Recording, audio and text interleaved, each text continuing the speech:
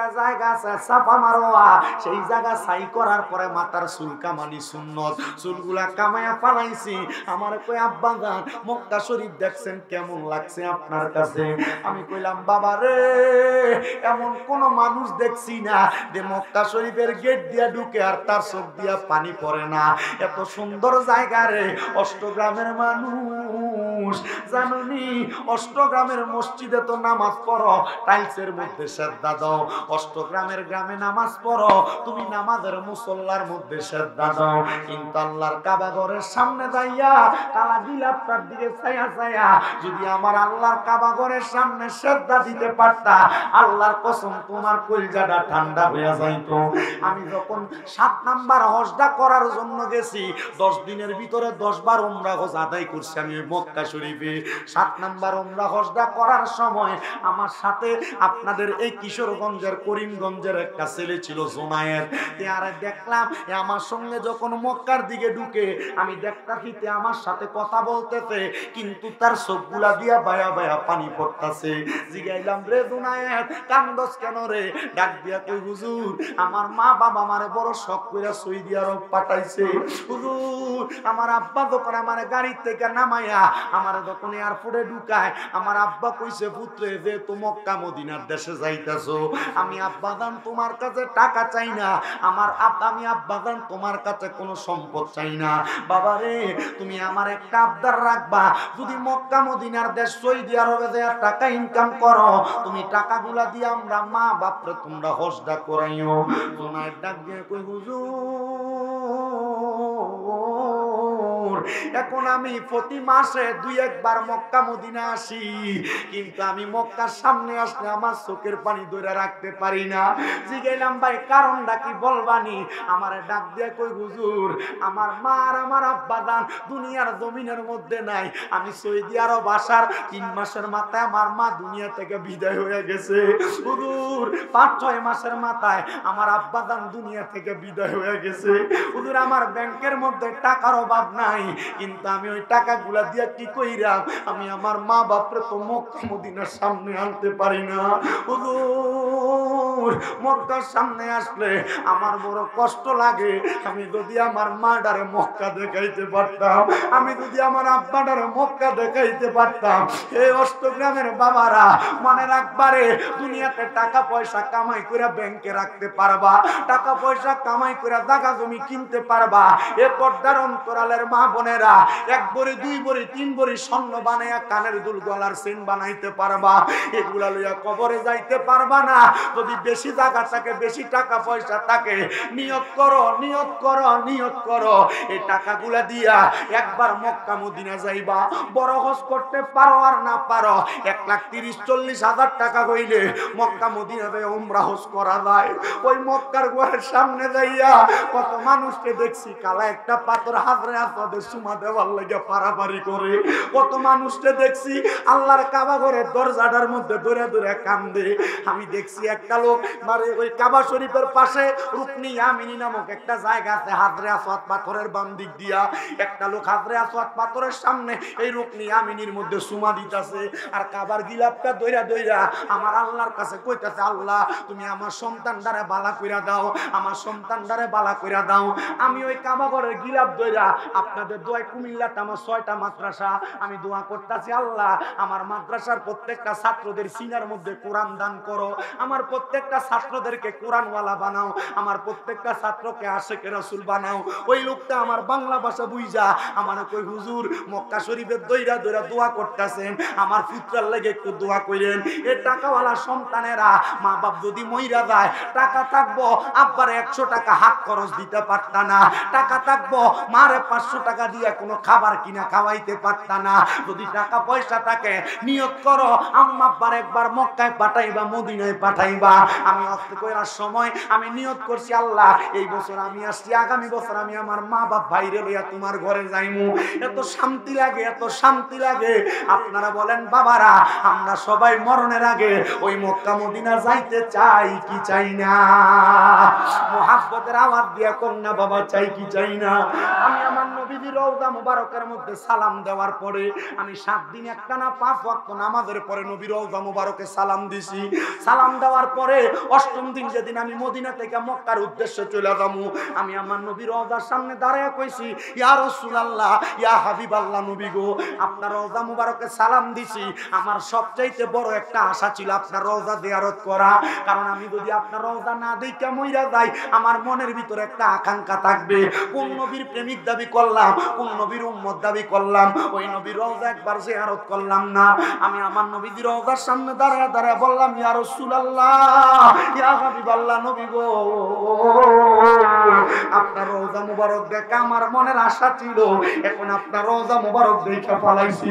নবী গো, এখন আরেকটা আশা আপনার কাছে বইলা দিয়া যায়, আমার মনটা ধন্য হইয়া যাইব, আমার জীবনটা ধন্য হইয়া যাইব, যদি মরণের আগে আপনি নবীর দিদার একবার পাই। আমি বলছি, ইয়া রাসূলুল্লাহ, যেহেতু আপনারা সালাম দিছি, একবার মরণের আগে আপনার দিদার আমারে দান কইরেন।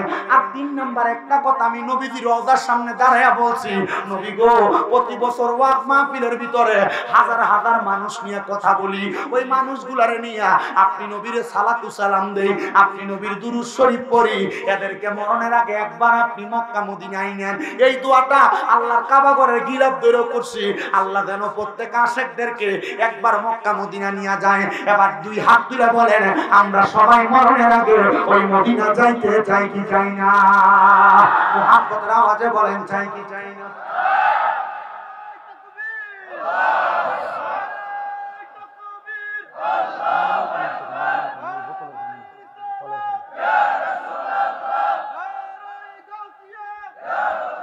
জোরে বলেন মারহাবা। তাহলে মদিনা যাইতে চাই কি চাই না? মুহাব্বতে কন্যা যাইতে চাই কি চাই না? তাহলে জোরে জোরে পড়েন, ওরে দয়াল আল্লাহ দয়া করেন, দয়া নসিব করেন মদিনা, লা ইলাহা লা ইলাহা লা ইলাহা ইল্লাল্লাহু মুহাম্মাদুর রাসূলুল্লাহ সাল্লাল্লাহু আলাইহি ওয়াসাল্লাম। হে আমার এই মধ্য অষ্টগ্রাম এলাকার ভাই বাবারা, বন্ধুরা, এবার আপনারা বলেন, আমরা দুনিয়াতে যারা বসবাস করি, আমরা সবার জীবনে গুনাহ আছে না নাই?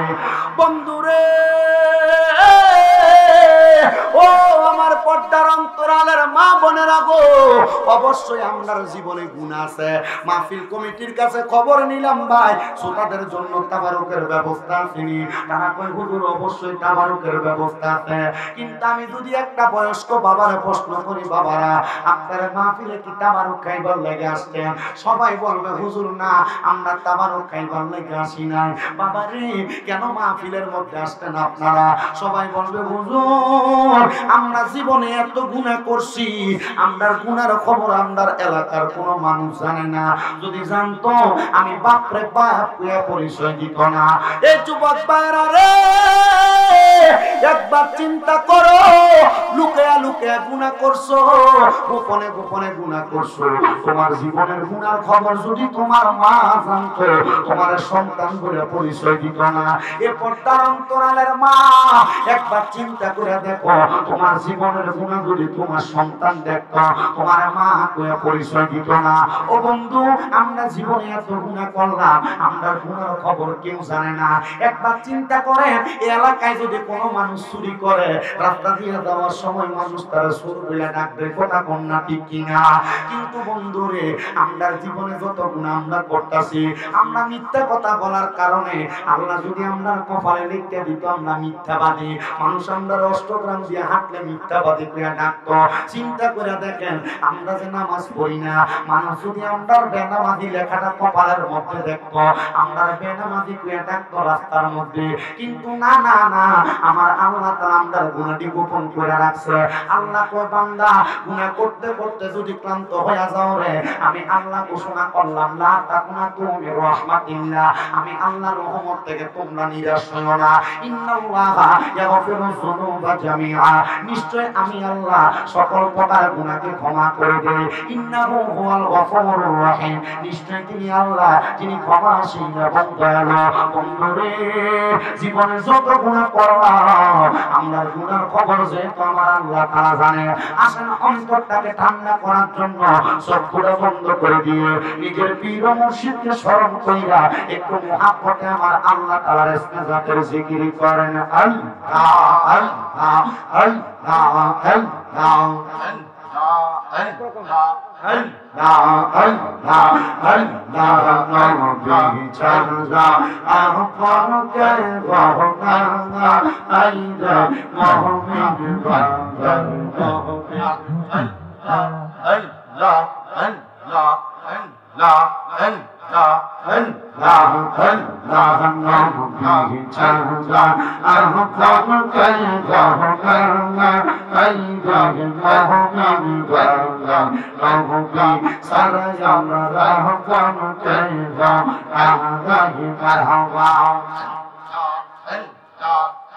নবী মদনী দরবে আসিয়া পিতাহারা হইয়া কেতন রূপে আসলেন এই ধরায় মারহাবা নবী ইয়া রব্বি হাবলি উম্মতি কান্দান দয়া নবী জহিয়া কাহকা কান্দান মদিনা আইজা মোহমিন গাহি নবী সারায়ার গঙ্গব কেভা গাহি আলহামদা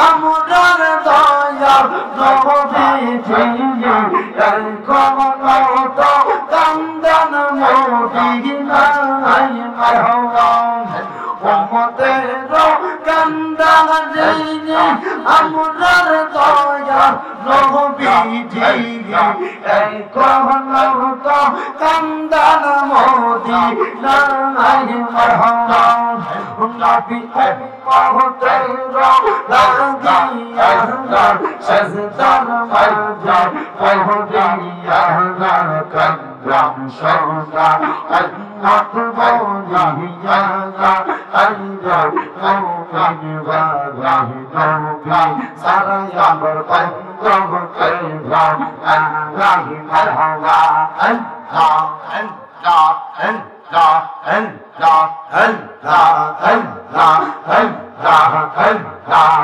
আল্লাহ আল্লাহ মুর্শিদ বিনা খোদা তো মিলে না নওগাঁবাসী রাগা মুর্শিদ বিনা খোদা তো মিলে না মারহাবা আল্লাহ আল্লাহ মুর্শিদ বিনা খোদা তো মিলে না নওগাঁবাসী রাগা মুর্শিদ বিনা খোদা তো মিলে না মারহাবা আল্লাহ আল্লাহ মুর্শিদ রাগা ওমর লোদা হদি কোদা তার জয়টা শান্তি পাইবা কোদা হরিকা সবাহ গাইলা মারহাবা আল্লাহ আল্লাহ মুর্শিদ রাগা ওমর লোদা হদি কোদা তার জয়টা শান্তি পাইবা কোদা হরিকা সবাহ গাই আইরে মুর্শিদ রূপে হইলে ফানা কল্লা হবে হইবা দিওয়ানা তাকে না তার গুনা বেশমানা রাজা ভগবান তার মুর্শিদ আমার কল্লা দরগাহ তার মারহাবা আল্লাহ আল্লাহ আল্লাহ আল্লাহ যদি হইতার মনের টানা তোমরা মুর্শিদ বাবা জানা আল্লাহ রাসূল পাইবা সর্বদাই মারহাবা আল্লাহ আল্লাহ অন্তরে অন্তর মিশাইয়া সোনা তোমরা পানা হইয়া রহমান নবী জিরো পাক দিদার সে প্রমাণ তার মুর্শিদ আমার কোলো বেরদার তার মারহাবা আল্লাহ আল্লাহ মুর্শিদ আমার কোলো বেরদার তার সে প্রমাণ তার মুর্শিদ আমার কোলো বেরদার তার মারহাবা আল্লাহ আল্লাহ মুর্শিদ করনা ইবাদত করবা রাসূল মাওলা পাল্লা ইবাদত করনা মাওলা রহমতি করনার মাওলা ইবাদত করনা মাওলা রহমতি করনার মাওলা অন্তরে অন্তর মিশাইয়া যাওনা তুমি ফানা হইয়া থাকবে না হুনা বেশমালাসে প্রমাণ করবার মুর্শিদ আমার তোমরা করদা তার মারহাবা আল্লাহ আল্লাহ আল্লাহ আল্লাহ লা ইলাহা ইল্লাল্লাহ মুহাম্মাদুর রাসূলুল্লাহ সাল্লাল্লাহু আলাইহি ওয়াসাল্লাম একটা জবান বন্ধ রাখবেন না জবানটা পুরো উচ্চ কণ্ঠে বলে পড়েন আলহামদুলিল্লাহ বাদানো ও আমার এলাকার ভাই বাবার বন্ধুরা আমি আমার খুতবার মধ্যে একটা আয়াতে কারিমা তেলাওয়াত করেছি আল্লাহ তাআলা ঘোষণা করে বিসমিল্লাহির রহমানির রহিম লা ইউকাল্লিফুল্লাহু নাফসান ইল্লা উসআহা আমার আল্লাহ তাআলা ঘোষণা করে বান্দা শুইনা লও আমি আল্লাহ তাআলা তোমাদেরকে জানায়া দিলাম আমি আল্লাহ কারো সাধ্যের বাহিরে কোনো কিছু তারে ছাপায়া দেই না আপনাদের এলাকার মধ্যে অনেক মানুষ আছে দৈনিক 300 টাকা ইনকাম করে আবার অনেক মানুষ আছে অটো চালায় ভ্যান গাড়ি চালায় ঠেলা গাড়ি চালায় দৈনিক 500 টাকা ইনকাম করে অনেক মানুষ আছে দৈনিক হাজার টাকা ইনকাম করে অনেকে হয়তো বা 1000 টাকা ইনকাম করনেওয়ালা ব্যক্তির দেখা বলে কি রে সে ব্যক্তি 1000 টাকা কামাই করে আমি তো 1000 টাকা কামাই করতে পারি না ও আল্লাহ আমার কেন তুমি 1000 টাকা দাও না এক ব্যক্তি লক্ষ টাকা কামাই করে আল্লাহ তুমি কেন আমারে লক্ষ টাকা দাও না এক ব্যক্তি দামি বিল্ডিং এ ঘুমায় আল্লাহ তুমি কেন আমারে দামি বিল্ডিং এ ঘুম লাও না আল্লাহ কয় বান্দা রে তুমি যদি দুনিয়ার জমিনের মধ্যে থাইকা পাঁচতলার বিল্ডিং এর মধ্যে ঘুমানোর মতো সাধ্য থাকতো তুমি পাঁচতলা বিল্ডিং এর মধ্যে ঘুমাইতে পারতা জানতে চাই আমার বাবারা একটা ছোট্ট বাচ্চা বয়স মাত্র 5 বছর ওই বাচ্চাটার হাতে মাথা 50 কেজির চাউলের বস্তা তুইলা দেওয়া হয়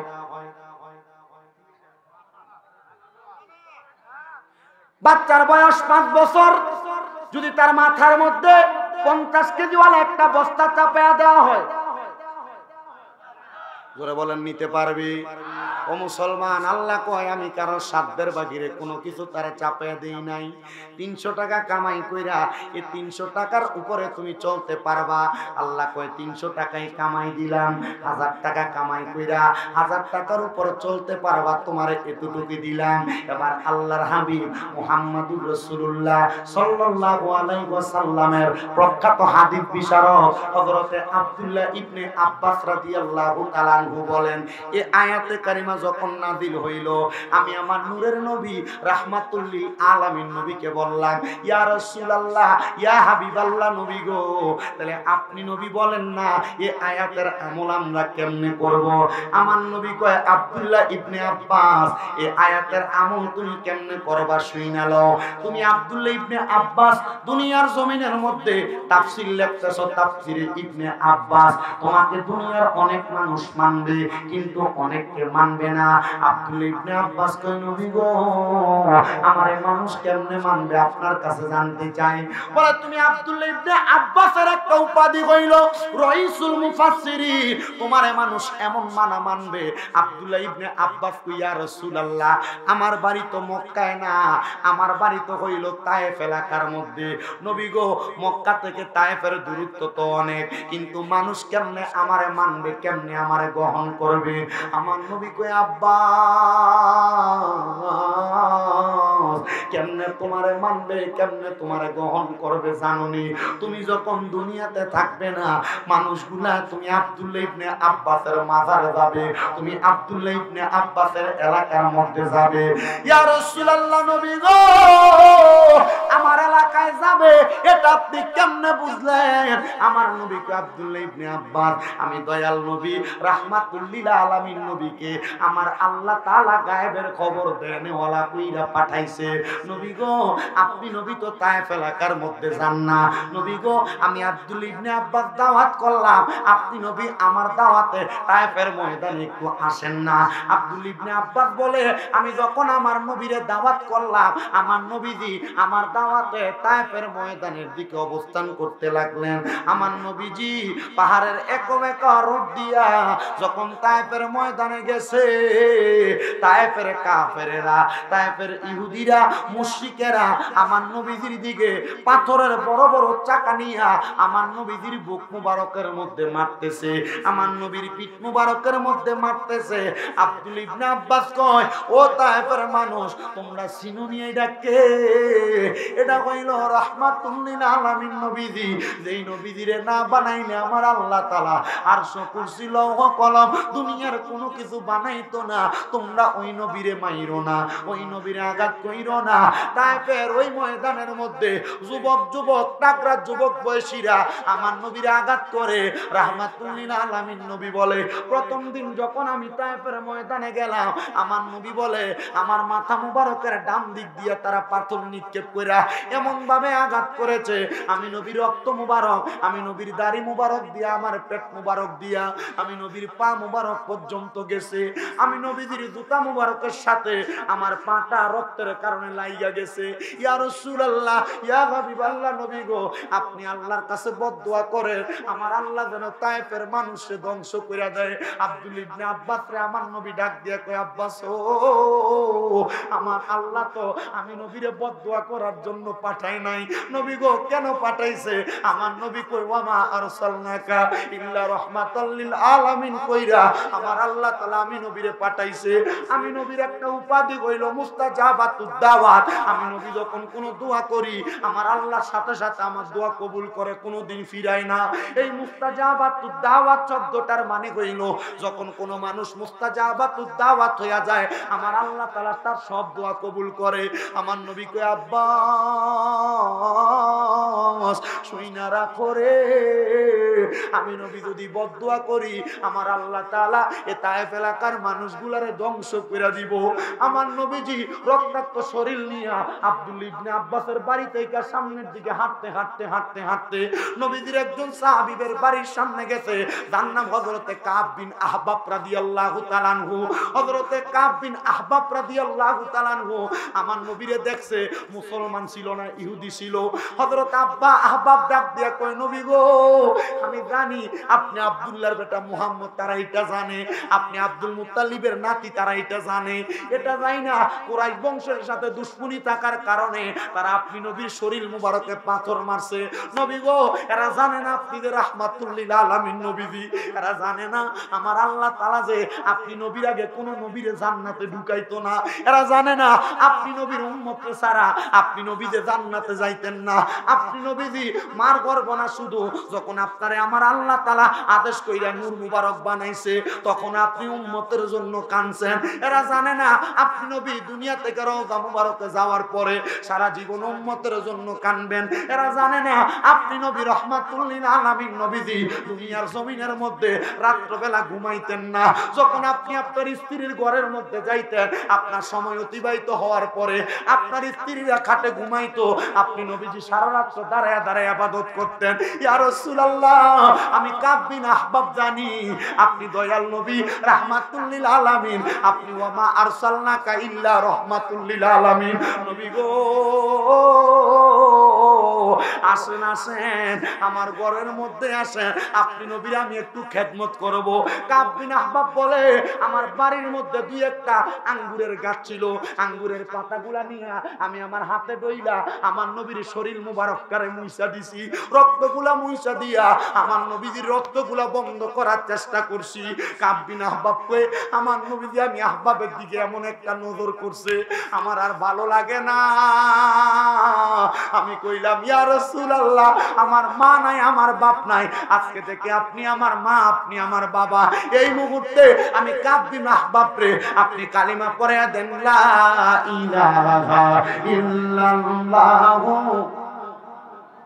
রাসূলুল্লাহ সাল্লাল্লাহু আলাইহি ওয়াসাল্লাম। কাব বিন আহবাব রে আমার নবী কয়, কালিমা পড়ছো, আমি নবীর মাঝে কি দেখছো?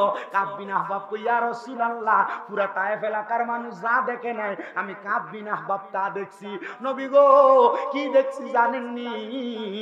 আপনি নবী যখন রক্তাক্ত হয়ে গেছেন, আল্লাহর রহমতের ফেরেশতারা আপনি দয়াল নবীর সামনে দাঁড়ায় গেছে, এদেরকে মারার জন্য এমন বাধা দিছে, এরা পাথর নিক্ষেপ করার জন্য হাত যখন তোলা দেয়, এদের হাতটা নিচের দিকে পড়ে যায়, পাথর মারতে পারে না। ইয়া রাসূলুল্লাহ, এমন দেখা দেখছি এই কাফেরেরা আপনি নবীকে আঘাত করার জন্য তারা খেজুর গাছের ডাল নিছে, খেজুর গাছের ডালের মধ্যে ধরার সাথে সাথে এদের হাতটা নিচের দিকে নোয়া গেছে, উপরে উঠাইতে পারে না।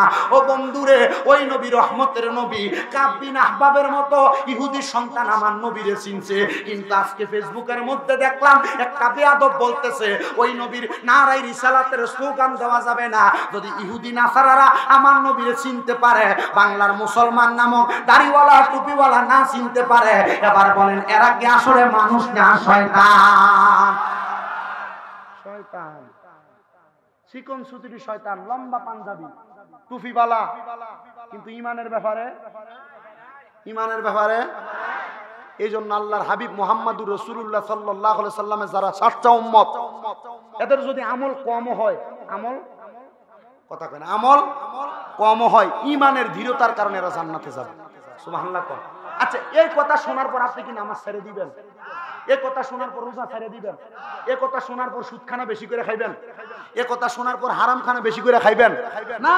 কাব বিন আহবাব কয়, জগতের মানুষ, আমি যখন আমার নবীকে আমার ঘরের কাছে আনলাম, নবী আমার ঘর থেকে এই তায়েফ এলাকার মধ্যে একটা মসজিদ আছে, যে মসজিদের নাম মসজিদে আলী। মসজিদে আলী আমার নবীজি আমার ঘর থেকে বাইর হইয়া রাস্তা দিয়া হাইটা হাইটা আমার নবীজি ওই মসজিদে যাইতেন। রাস্তার দুই পাশে, এক পাশে আমি কাব বিন আহবাবের বাড়ি, আর এক পাশে মসজিদে আলী। আমার নবী যখন মসজিদে যাইতেন, ওই যে বুড়া মহিলাটার কথা আপনার হয়তো মনে আছে, ওই বুড়া মহিলাটা আমার নবীজির চলার রাস্তার মধ্যে কাঁটা বিছিয়ে দিত। আল্লাহর কসম, আমি দেখে আসছি ওই বুড়ি মহিলার বাড়ির এখন আর ইটটিও নাই, মানে মাটিগুলো নাই, উপর দিয়া কিছু কাঠ ছিল। নুরুল ইসলাম ফারুকী রহমতুল্লাহ আলাইহি দেখাইছিল, আমি দেখছি মাত্র একটা কাঠ ফাটাইল্লা করে ফিরে রইছে। জিগাইলাম, একজন বাংলাদেশি ভাই সে জায়গায় সাফ সাফাইয়ের কাজ করে, ভাইজান কাঠগুলা গেছে কই? মানুষ আইসা নবীরে কষ্ট দিতে বিদায় পাকিস্তানিরা কাঠগুলার মেলা মেলা ফালাই দিছে, এ বেডির বাড়ি রাখছে না। বলে কারণটা কি? বলে নবীরে কষ্ট দিছে আর বেডির বাড়ি রাখবো, এটা হইতে পারে নাকি? আল্লাহর কসম রে, যারা সাতটা পাক্কা মুসলমান, এরার কাছে যদি কেউ আইসা নবীর নামে দুর্নাম করে, নবীর শান দেওয়া যাবে না বলে, নারায়ে রিসালাত স্লোগান দেওয়া যাবে না বলে, সমাজের মধ্যে এদেরকে মানুষ 2 টাকার দামও দেয় না। নবী গো, ইয়া রাসূলুল্লাহ, আপনি তো ওই মসজিদের মধ্যে নামাজ পড়তে যাইতেন, কয়দিন করছেন? আমার নবী কয়, আমি দয়াল নবী রাহমাতুল লিল আলামিন নবীজি 10 দিন পর্যন্ত ওই তায়েফ এলাকার মধ্যে ছিলাম। আমার কাছে 75 জন মানুষ ইসলাম ধর্ম গ্রহণ করছে। এমন টাইমে আব্দুল্লাহ ইবনে আব্বাস রাদিয়াল্লাহু তাআলা আনহু ডাক দিয়া কই, ইয়া রাসূলুল্লাহ, আপনার কাছে তো এত মানুষ ইসলাম ধর্ম গ্রহণ করে, নবী গো আপনি বলেন না আপনার এই ইসলাম ধর্ম যে তারা গ্রহণ করে, নবী এই ইসলাম ধর্মটা গ্রহণ করার কারণে আমার আল্লাহ তাআলা তার ঠিকানাটা কোন জায়গায় দিব? আমার নবী কয় ফাদা খালাল জান্নাতা, আমার আল্লাহ তাআলা তার জান্নাত দিব যদি তারা ইমানদার হয়, যদি তারা নেক আমল করনেওয়ালা হয়। ইয়া রাসূলুল্লাহ, কেমন ইমানদার, কেমন নেক আমল? আল্লাহর নবী কয় শোনো দুনিয়ার মানুষের দলেরা, ইন্নাল্লাযীনা আমানু ওয়া আমিলুস সলিহাতি উলাইকা হুম খায়রুল বারিয়া। যদি দুনিয়ার জমিনের মধ্যে ওই মানুষটা একমাত্র পাক্কা ইমানদার হয়, নবীর প্রতি ভালোবাসাটা ভালো থাকে, আল্লাহর প্রতি ঈমানটা তাজা থাকে, নবীর মুহাব্বত অন্তরে তাজা থাকে, ওই মানুষটা যদি এই মুহাব্বতটা অন্তরে নিয়া আল্লাহর দরবারে 10টা না 5টা না একবারে 100টা না একটা সেজদা দিয়েও মারা যায়, 2 রাকাত নামাজের একটা সেজদা দিছে, বাকি সেজদা দিতে পারে নাই, তাইলে ওই ব্যক্তিটা জান্নাতি হইয়া যাইব। নবী গো কেন? আমার নবী কয় উলাইকা হুম খায়রুল বারিয়া। আমার নবী কয় এই ব্যক্তিটা দুনিয়ার সবচাইতে ভালো মানুষ, এই ব্যক্তিটা দুনিয়ার সবচাইতে নেককার মানুষ। তাইলে বোঝা গেল ঈমান ছাড়া হাজার সেজদা দিলেও কোনো লাভ হবে না। ঈমান যদি তাজা থাকে, একটা সেজদাও যদি দেন, একটা সেজদার কারণে আপনি জান্নাতে যাইবেন। হে আমার অষ্টগ্রাম এলাকার ভাই বাবারা, বন্ধুরা, পর্দার অন্তরালের আমার মা বোনেরা, আগে একটু যাচাই করেন আপনার ঈমানটা ঠিক আছে নি। সাহাবায়ে কেরাম তো ইয়া রাসূলুল্লাহ, আমার আল্লাহ যে আমাদেরকে জান্নাত দিব, কেমন জান্নাত দিব? আমার নবী কয় শোনো, জাযাউহুম ইনদা রাব্বিহিম জান্নাতু আদিনিন। আমার আল্লাহ তাআলা এমন জান্নাত দিব, এমন জান্নাত দিব, ওই জান্নাতের নাম হলো জান্নাতুল আদন। ইয়া রাসূলুল্লাহ, জান্নাতুল আদনে যে আমার আল্লাহ তাআলা দিব, জান্নাতুল আদনটা দেখতে কেমন আপনি নবী বলেন না?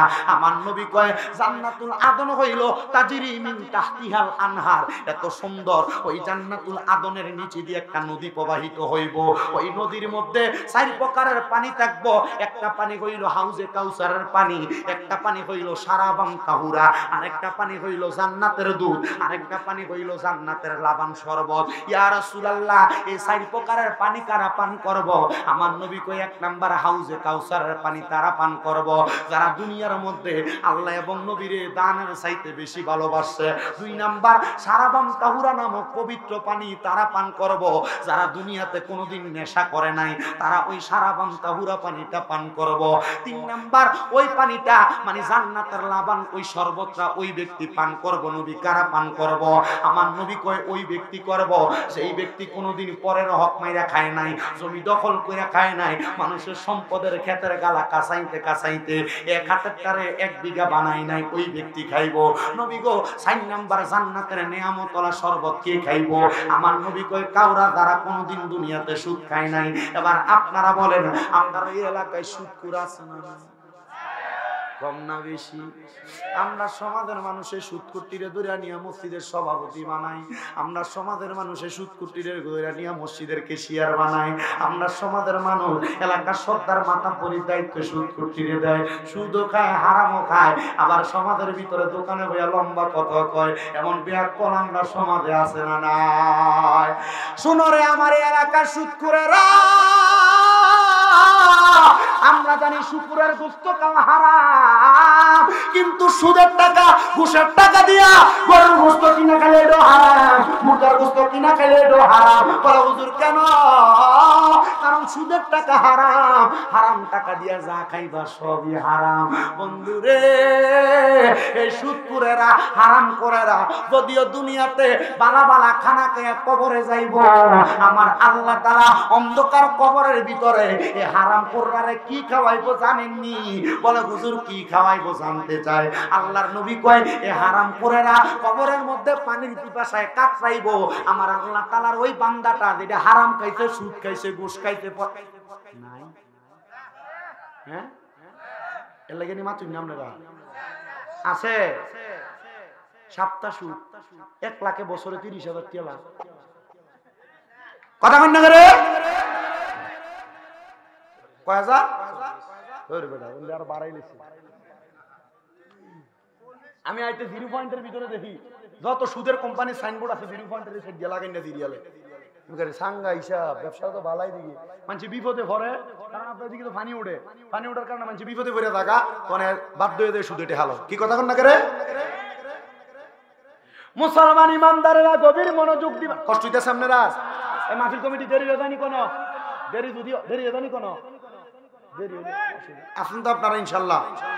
আবার কইবনি ভাইয়া কইব মারহাবা জোরে কোন মারহাবা আমার বাবারা বাবারা বন্ধুরা এই হারাম কুরকুলারে আমার আল্লাহ তাআলা কবরে সর্বনিম্ন 3000 বছর জ্বালাইব জোরে কোন কয় হাজার বছর জ্বালাইব 3000 বছর জ্বালাইব ওই জাহান্নামের আগুনের রং হবে লাল ওই লাল রঙের আগুনের মধ্যে যখন হারাম কুরকুলারে ফালাইব 1000 বছর আগুনটারে জ্বালাইয়া এবার আগুনের কালার বানায় দিব সাদা আর 1000 বছর জ্বালাইয়া আগুনের রংটা বানাইব কালা এই কালা আগুনের ভিতরে ওই বান্দাটারে আরো 1000 বছর জ্বালাইব জ্বালাইতে জ্বালাইতে রে ও অষ্টগ্রামের বাবারা 3000 বছর পরে এবার বান্দার একটা তাকাসুর নামক জায়গায় দাঁড় করাইয়া দিব কইব বান্দা হারাম যে খাইছো কবর রাতটা কেমন লাগে বলে বলবো কবর রাত ভালো লাগে না আল্লাহ গো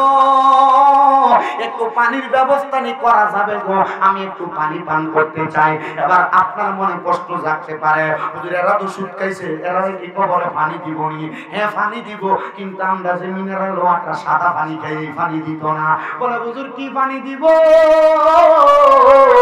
বলে এদের পানিটা বড় ভয়ঙ্কর নবী গো কেমন পানি দিব আল্লাহর নবী কয় জাহান্নামের আগুনে অন্যরারে পুরাইয়া জ্বালাইয়া যে রক্ত ফুসগুলা নিচে জমা হইব এই রক্ত ফুসগুলা সুদখোর আর ঘুষখোর হারাম করতে দেওয়া হইব নবী গো ওই পানি কি তারা পান করবে বলে পান করবে দূরের কথা যেই পাত্রের মধ্যে তারে পানিটা দিব আমরা তো কাঁচের গ্লাসে পানি খাই প্লাস্টিকের গ্লাসে পানি খাই স্টিলের গ্লাসের মধ্যে পানি খাই কিন্তু হারাম কুরকুলারে পানি দেওয়ার জন্য যে পাত্রটা ব্যবহার করব এই পাত্রটা হইব লোহার পাত্র কিন্তু লোহার পাত্রটা ঠান্ডা থাকতো না আগুনের ভিতরে দেখবেন একটা রডে ফোড়াত দিলে এটার রংটা একবারে কয়লার মতো লাল টসটসা হইয়া জাগা ঠিক ওই পাত্রটারে পানির গ্লাসটারে আর মগটারে জাহান্নামের আগুনের মধ্যে পুরো এমন টসটসা লাল বানাইবো অন্য জাহান্নামীরা রক্ত আর কুচগুলা দিব নিয়া কইবো এরা হারাম কররা নি পানিটা পান কর ওই সময়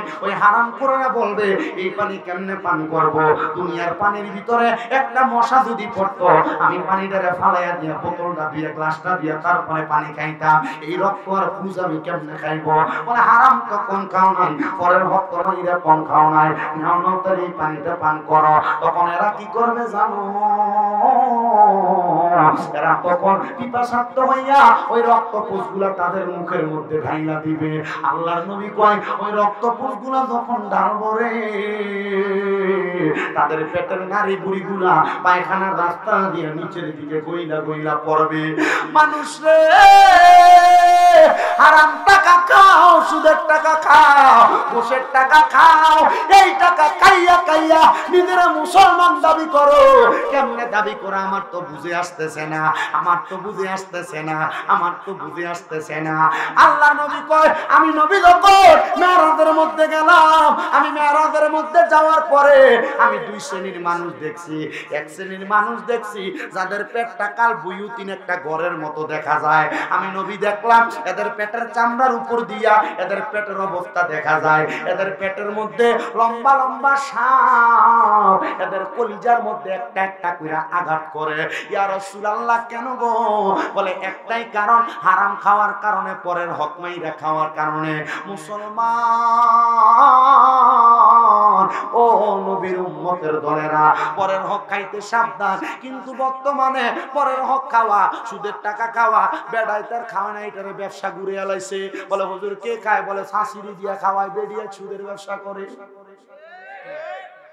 কথা কোন না কে রে কারা করে সুদের ব্যবসা বেড টাইম করে সুদের ব্যবসা কি গো মা কোন সন্তানের জন্য সুদ খাও এ আব্বারা কোন স্ত্রীর জন্য সুদের টাকা খাও হারাম টাকা খাও একটা কথা মনে রাখবা তোমার সন্তান তোমার একটা নেক আমল দিয়া কবরে সহযোগিতা করতো না তুমি তোমার ফুতের কাছে যা বলবা সন্তান আমি আব্বার একটা নেক আমল দিয়া সহযোগিতা কর আমি আব্বা একটা আমলের কারণে আটকে গেছি গা সন্তান বলবা আব্বা হারাম খাইছেন সুদ খাইছেন ঘুষ খাইছেন আপনি খাইলেন কেন আব্বা কইব ফুতরে তোরে বালা রাখার জন্য সুন্দর খাওয়ানোর জন্য সুন্দর পড়ানোর জন্য আমি সুদের টাকা খাইছি ফুত কইব বাপ হিসাবে আপনার দায়িত্ব ছিল আমারে খাওয়ানো হারাম খাওয়াইছেন না হালাল খাওয়াইছেন এটা আমার দেখার বিষয় না জান আপনি আপনার মতো যে সন্তান আপনারে পরিচয় দিবে না যে বউ বউ আপনারে পরিচয় দিবে না, তাহলে কি লেগা ওই বউরে বালা রাখার জন্য, কি লেগা ওই সন্তানরে বালা রাখার জন্য আপনি হারাম টাকা খান। মুসলমান রে, আল্লাহর ওয়াস্তে আপনার কদমের মধ্যে হাত দিয়া বলি,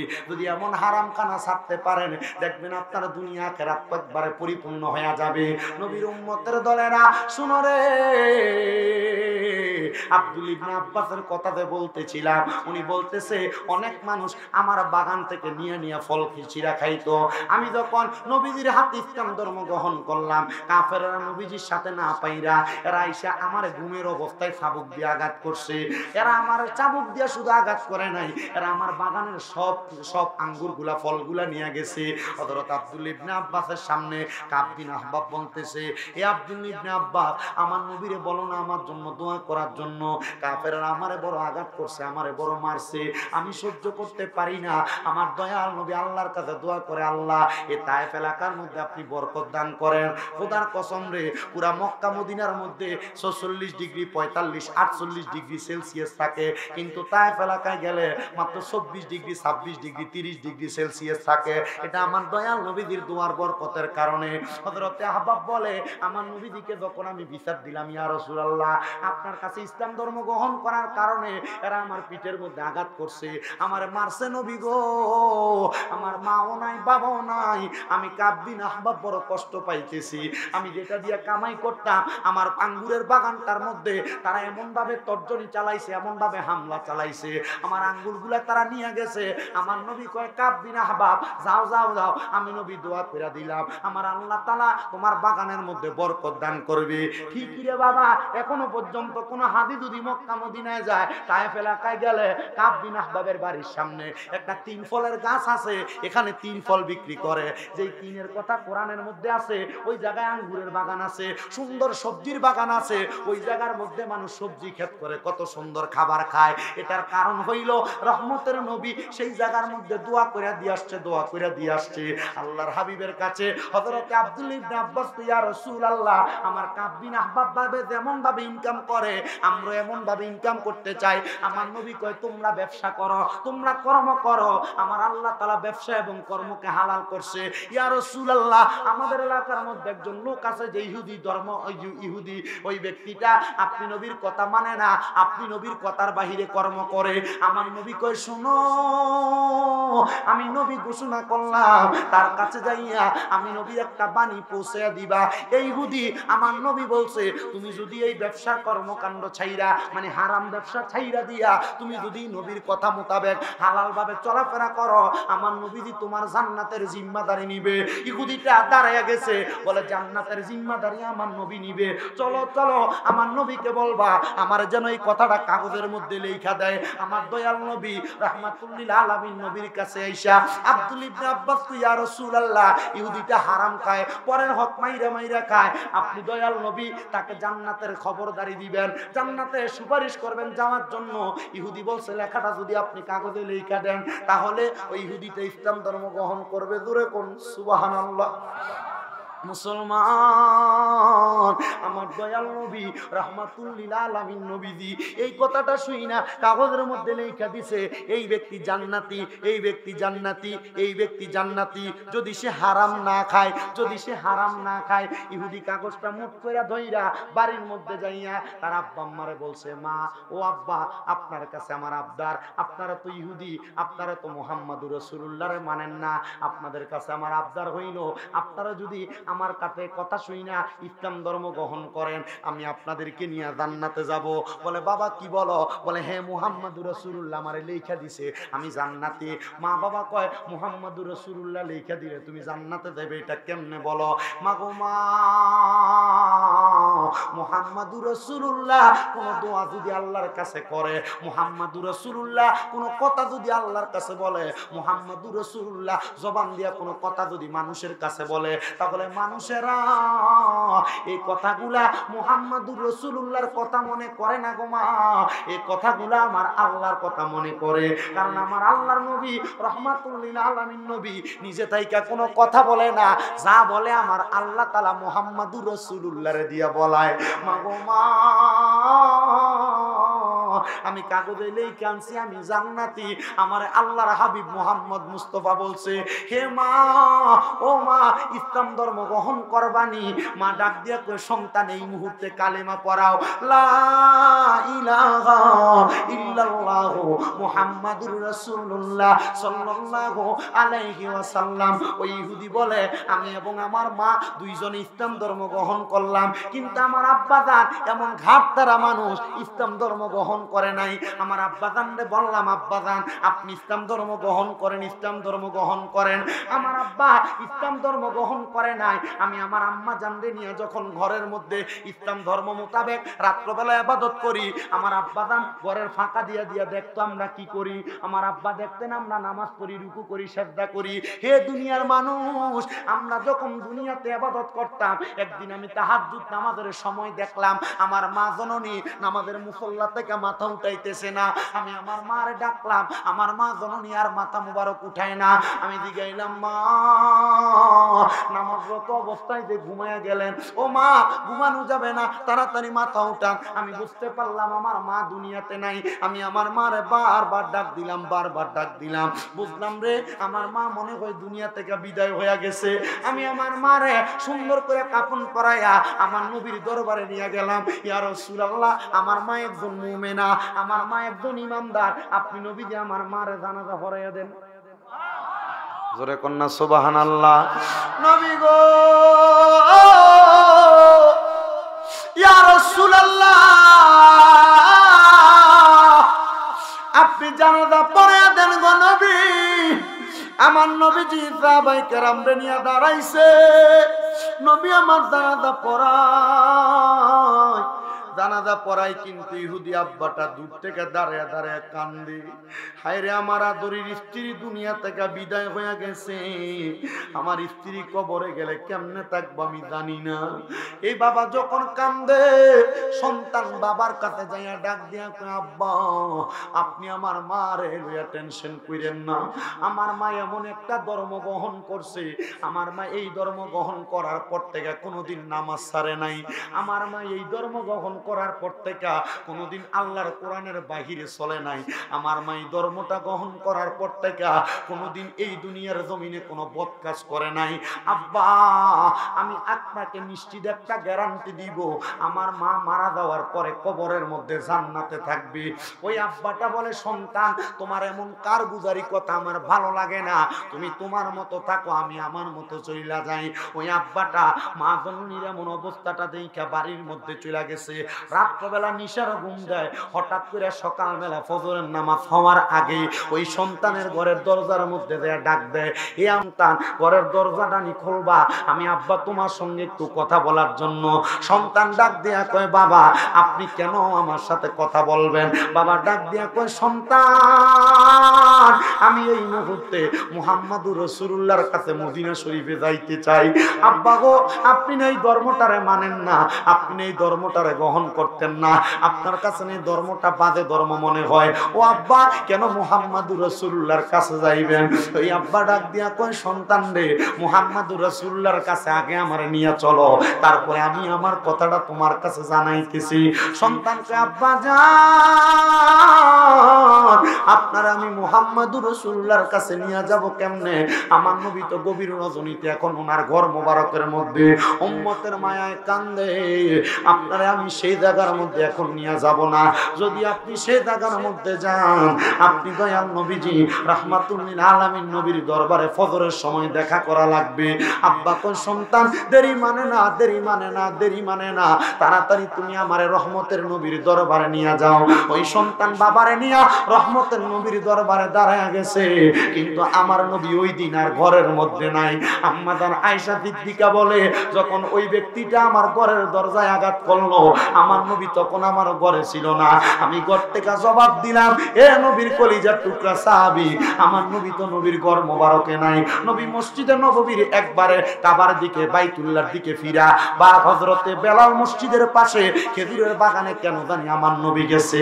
আমার দয়াল নবী রাহমাতুল লিল আলামিন নবীজি খেজুর বাগানের কাছে গেছে। এবার তুমি অপেক্ষা করো, আমার নবী এখন আর আসবে না। আম্মা জান আয়েশা সিদ্দিকা কয় জগৎবাসী, আমার নবী আসছে তো আসছে, ফজরের নামাজের ঠিক আযানের পরবর্তী সময় আসছে, কিন্তু আমার নবী একা আসে নাই। আমার নবীর সাথে নবীজির একজন কলিজার টুকরা নবমুসলিম হযরতে আব্দুল্লাহ জুল জুব্বা তাইন্ডে লইয়া মসজিদে ঢুকছে। আর জবান কইলা কন্যা সুবহানাল্লাহ। এবার ওই ছেলেটা নবমুসলিম ডাক দিয়া কই, ইয়া রাসূলুল্লাহ, নবী গো, আপনি আমার আব্বা জানের কথা শুনেন, রাত্রে ঘুমাইতে দেয় নাই, কেন জানি আপনার কাছে আমারে দৌড়ে নিয়ে আসছে নবীজি। নবী আমার বলতেছে, কি রে তোমার আব্বা জান কেন তোমারে আনছে? ওই আব্বা জান ডাক দিয়া কই, ইয়া রাসূলুল্লাহ, ইয়া হাবিবাল্লাহ, আমার ছেলে যখন ইসলাম ধর্ম গ্রহণ করেছে আমি তার অবহেলা করছি, আমার স্ত্রী যখন ইসলাম ধর্ম গ্রহণ করেছে আমি তার অবহেলা করেছি নবী গো। কিন্তু আমার স্ত্রী মারা যাওয়ার পরে আমার স্ত্রী আমার সন্তান আপনি নবীর কাছে এনে জানাজা দিয়ে আইছে, তার কাফন দাফন করছে নবী গো। তার মাটি দেওয়ার পরে আমি বাড়িতে যাইয়া যখন রাত্রবেলা ঘুমাইছি, আমি ঘুমের ঘরে হঠাৎ করে দেখতেছি একটা সুন্দরী মহিলা আমার ঘরের চারদিক দিয়ে ঘুরতেছে নবী গো।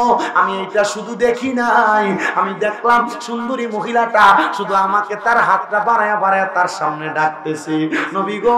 আমি মহিলাটারে জিজ্ঞাইলাম, কে গো সুন্দরী মহিলা, তোমার পরিচয় কি, তুমি কি আমারে তোমার পরিচয় দিবা? মহিলা আমারে পরিচয় দেয়, আমি তো আপনার সহধর্মিনী, আপনার স্ত্রী। কিরে আমার স্ত্রী, তোমার চেহারা তো এত সুন্দর না, কেমনে এত সুন্দর হইল? মহিলা ডাক দিয়া কই, ইসলাম ধর্ম গ্রহণ করার কারণে, ইসলামের আদেশ মানার কারণে কবরে যাওয়ার পর আল্লাহ তাআলা আমার চেহারার সৌন্দর্য জান্নাতি হুরের চাইতে 70 গুণ বাড়াইয়া দিছে। মুহাব্বতে কন্যা সুবহানাল্লাহ। এ আমার মধ্য অষ্টগ্রামের মা, শোনো আমার ওয়াজটা। তোমরা যারা মা, তোমরা যারা স্বামীর অবাধ্য, তোমরা যারা স্বামীরে দমক দিয়ে কথা বলো, তোমরা যারা স্বামীর কথা শুই না চলো না, স্বামী তোমারে নিষেধ করে বাজারে যাইও না, তোমরা যারা যাও, স্বামী তোমারে নিষেধ করে এই কথাটা শোনো, তোমরা যারা শোনো না, কোনো কথা বললে তোমরা যারা দমক দিয়ে পড়ে থাকো, মনে রাখবা স্বামীর কথার উপর দিয়ে কথা বললে জান্নাতে যাওয়া বন্ধ। মনে রাখবা স্বামীরে দমক দিলে জান্নাতে যাওয়া বন্ধ। মনে রাখবা স্বামীরে গালাগালি করলে জান্নাতে যাওয়া বন্ধ।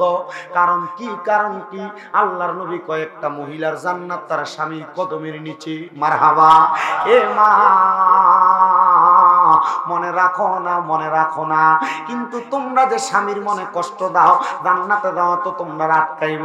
ও মুসলমান, ও নবীর উম্মতের দল, ও আমার পর্দার অন্তরালের মা বোনেরা, মনে রাখবা কোনো মহিলা যদি 5 ওয়াক্ত নামাজ পড়ে, কোনো মহিলা যদি স্বামীর খেদমত করে, কোনো মহিলা যদি পর্দা করে, কোনো মহিলা যদি রোজা রাখে, 4টা কাজ বললাম, কোনো মহিলা যদি নামাজ পড়ে, কোনো মহিলা যদি রোজা রাখে, কোনো মহিলা যদি স্বামীর খেদমত করে, কোনো মহিলা যদি পর্দা করে, ওই মহিলারা জান্নাতে যাওয়া কেউ আটকাইতে পারবে না।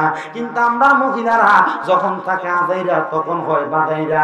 আজাইরা থাকতে মন চায় না, বাজারে বাজারে ঘুরতে মন চায়। মা গো মা, ব্যাপারটা দে ঘুরো, চেহারা দেখায় দেখায় রাস্তায় দে ঘুরো। আল্লাহর কসম গো মা, জান্নাতে যাইতে পারবা না। আজান দে চারিদিক দিয়া, টিভি সিরিয়াল চালায়া দিয়া ঘরে বইসা থাকো, আল্লাহর কসম জান্নাতে যাইতে পারবা না। স্বামী কোনো অন্যায়ের কারণে দমক দিল, মুখটারে, হ্যাঁ মুরব্বী কয় ঠিক বলে, ঠিক আছে,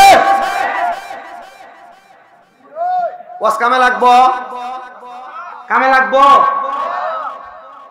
কোন কথা বললো স্বামী আপনাকে ধমক দিল, আপনি মুখ ফুলে রাখলেন, খাড়ের উপর অন্যদিকে ফিরে ঘুমাইলেন, ওই আল্লাহকে মিলে গেছে। আগে স্বামী স্ত্রী এক পাশে ঘুমাইতেন, বাচ্চা খাটের এক সাইডে থাকতো, যেদিন ঝগড়া হয় বাচ্চা মাঝখানে। কথা বল না রে। আর যদি বাচ্চা না থাকে মাঝখানে কোন বালিশ। কথা সত্য না মিথ্যা? কথা কয় না সত্য না মিথ্যা? আমি বলবো মা, জান্নাতে এ মাহফিল কমিটি কো তুষার মিয়া ডাকো, ও আজকে আর অন্যদিকে যাইবো না, এটাও চলবো। বেরিয়ে খেয়ে দেয় তো আকাকে, কি কোন আপনারা? কারণ আমি দেখছি যে আহার সময় যে আপনার থেকে বিডিএ বেশি আছে এখানে। মারহাবা কোন? আমার মা বোন জান্নাতে যাক আমি চাই। কথা বলেন, কথা বলেন ঠিক কিনা? আমিও তো অনেক মার গর্ব সন্তান। ও মা রাগ করেন না, আগামী বছর দাওয়াত দিব, স্বামীরা চিন্তা করে না। মা গো আমি চাই আপনি মা জান্নাতে যান। তাহলে একটা মহিলা জান্নাতে যাবে কয় কারণে? জোরে কোন কয় কারণ? 1 নাম্বার নামাজ, 1 নাম্বার, 2 নাম্বার পর্দা, 2 নাম্বার, 3 নাম্বার নামাজ, 1 নাম্বার নামাজ, 2 নাম্বার পর্দা, 3 নাম্বার রোজা, 4 নাম্বার স্বামী। জোরে কোন? মুখ ফুলান যাইব, দমক দেওয়া যাইব, গালাগালি করা যাইব, বিছনালাটা করা যাইব।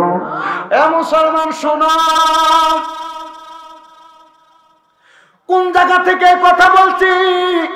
কোন মহিলা যদি 4টা কাজের আমল করে, কোন মা বোন যদি নামাজ পড়ে, পর্দা করে, কোন মা যদি রোজা রাখে এবং স্বামীর খেদমতরা করে, জান্নাতের হুর কত সুন্দর। আমার আল্লাহ তাআলা ওই মহিলার চেহারা জান্নাতের ভিতরে হুরের চাইতে 70 গুণ সুন্দর বানাইব। আর জোরে কন্যা সুবহানাল্লাহ। এবার মনে প্রশ্ন জাগে না? আমার ওয়াজ কিন্তু 3-4টা খণ্ড হয়ে গেছে, শুধু আপনাদেরকে বোঝানোর জন্য আমি কিন্তু আমার ওয়াজের মূল ধারায় যাব। কোন মহিলা যদি দুনিয়ার জমিনের ভিতরে নামাজ পড়ে, পর্দা করে, রোজা রাখে, স্বামীর খেদমত করে, তাহলে ওই মহিলা জান্নাতের হুর কত সুন্দর, এর চাইতে 70 গুণ বেশি সুন্দর হবে। এবার আপনার মনে প্রশ্ন, হুজুর জান্নাতের হুর কত সুন্দর? আল্লাহর নবী জান্নাতের হুরের বর্ণনা দেয়, হুর এত সুন্দর, পুরো 40 টুকরা কাপড় পরানো হবে, কিন্তু 40 টুকরা কাপড়ের উপর দিয়া পুরো শরীরের গোশত দেখা যাবে। শুধু গোশত দেখা যাবে না, গোশতের উপর দিয়া শরীরের হাড়ি দেখা যাবে, হাড়ির ভিতরে যে মগজ আছে ওই মগজ পর্যন্ত দেখা যাবে। নবী জান্নাতের হুর এত সুন্দর, নবী কয় হ্যাঁ ও আমার মা, এদের চাইতে আপনারা আরো 70 গুণ সুন্দর আল্লাহ কেমনে বানাইবো আল্লাহই ভালো জানে। কিন্তু মা গো, স্বামী একটা ধমক দিল, মুখ যে ফুলে রাখলেন, বিছনাতে আলাদা করলেন, স্বামী আপনার গায়ে ধরলে সারা দিয়া পালায় দিলেন। মনে রাখবেন আল্লাহ নবীর হাদিস শরীফ আমি পড়লাম, নবী আমার বলতেছে, কোন মহিলাকে তার স্বামী রাত্রবেলা তার আত্মসংযমের জন্য বিছানায় ডাক দিল, ওই মহিলা যদি বিছানার মধ্যে না যায়, স্বামীর দিক থেকে অন্যদিকে মুখ ফিরে রাখে, তাহলে আল্লাহ তাআলার আযাবের ফেরেশতারা সারা রাত পর্যন্ত ওই মহিলার গজব দিতে থাকে। মা বোনেরা, দিনে যত ঝগড়া হোক না কেন, রাত্রবেলা যেন স্বামী স্ত্রীর বিছানায় বালিশ একটা হয়। নবী আমার বলে, ইয়া রাসূলুল্লাহ কি বলেন? নবী আমার বলে, কোন স্বামী স্ত্রী যখন বিছানার মধ্যে ঘুমাইবা, তোমাদের বালিশ যেন একটা হয়। ইয়া রাসূলুল্লাহ কেন?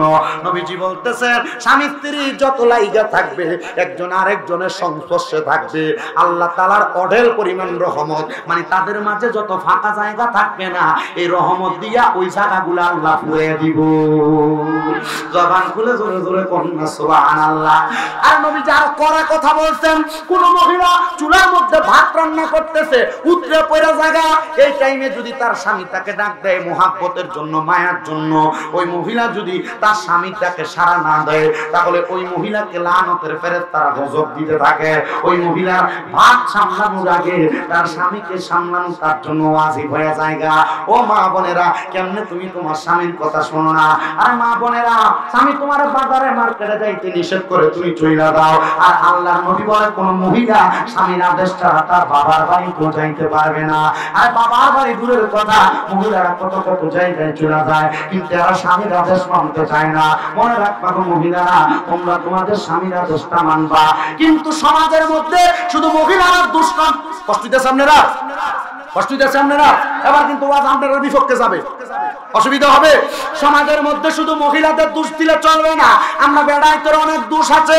একটা পরিবারের মধ্যে একটা মহিলা 3 কারণে অশান্তি করে। ইয়া রাসূলুল্লাহ, কোন 3 কারণে অশান্তি করে? নবীজির মুহাক্কিক আলেমগণ বলতেছে, একটা মহিলা তার পরিবারের মধ্যে অশান্তি করে 3 কারণে। 1 নাম্বার কারণ তার স্বামীর অবাধ্যতা, স্বামীর পরকিয়া, স্বামীর অবাধ চলাফেরা। 2 নাম্বার তার শ্বশুর শাশুড়ির জ্বালা যন্ত্রণা। 3 নাম্বার ওই মহিলার মায়ের কান ফরা। কেমনে? শুইনালন বাবারা, আপনারা সিগারেট খান, আপনার মুখে দুর্গন্ধ, আপনি ঘরে গেলে, যখন ঘরে যান, আপনার স্ত্রীর কাছে গেলে আপনার মুখের দুর্গন্ধের কারণে আপনার স্ত্রী আপনার কাছে আসতে চায় না, আপনাকে ভালো লাগে না, তখন দেওয়ার রে ভালো লাগে। কথা কন না কেন? আপনার বউ যে আপনার লাথি দিয়ে খাট থেকে ভাড়া দেন, এটা আপনার সৌভাগ্য মিয়া। আমি দেখছি না মাঝে মাঝে সিগারেট পুরার বিড়ি করতে যদি লগে দিয়ে রিস্কা বা অটোর ভিতরে বইয়ে মানে দুয়ের গন্ধ এর সাইতে বালা এর সিগারেটের গন্ধ যেমন গন্ধ কথা কন না কেন হ্যাঁ ঠিক তো কর হ্যাঁ ঠিক নি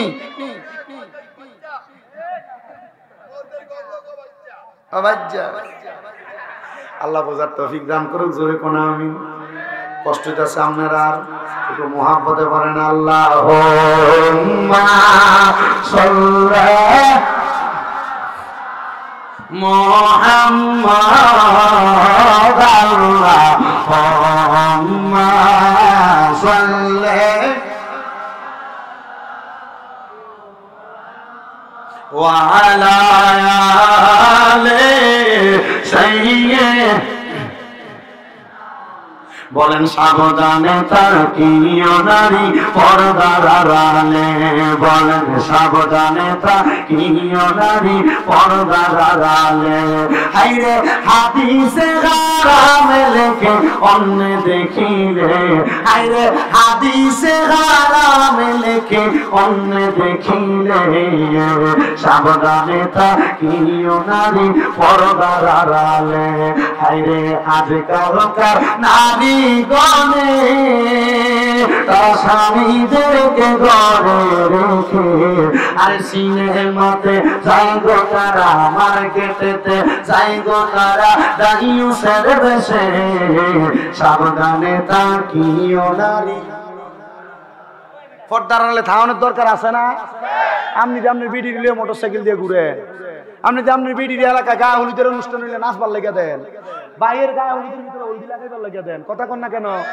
আপনারা মহিলারা পর্দায় থাক আপনারা ছান কি ছান না আল্লাহর কোরআন কইবা করে না ফি বুয়ুতিকুন্না ওয়ালা তাবাররুজনা তাবাররুজাল জাহিলিয়াতিল উলা তোমরা তোমাদের নারীদেরকে জাহিলিয়া যুগের মহিলাদের মতো বের হইতে দিও না আর আপনি দেন জাহিলিয়া যুগের মহিলা দূরের কথা এ শাড়ি পরতো না মশারি পরতো এটা বোঝাই জানা এমন পোশাক পরে এর উলঙ্গ থাকলে না দেখা যায় তো এর পোশাকে এর তাই দেখা যায় কথা কন না কেন এবার আপনারা বলেন মহিলারা পর্দায় থাক আপনারা চান কি চান না তো জোরে জোরে করেন সাবধানে থাকিও নারী আসতে হইছে সাবধানে থাকিও নারী পর্দার আড়ালে আইরে হাদিসে হারামে লেখে অন্য দেখিলে আইরে হাদিসে হারামে লেখে অন্য দেখিলে সাবধানে থাকিও নারী পর্দার আড়ালে মুসলমান তাইলে যেই কথা বলতেছিলাম একটা নারী পরিবারের মধ্যে অশান্তি করে তিন কারণে এক নাম্বার কারণ হলেন আপনি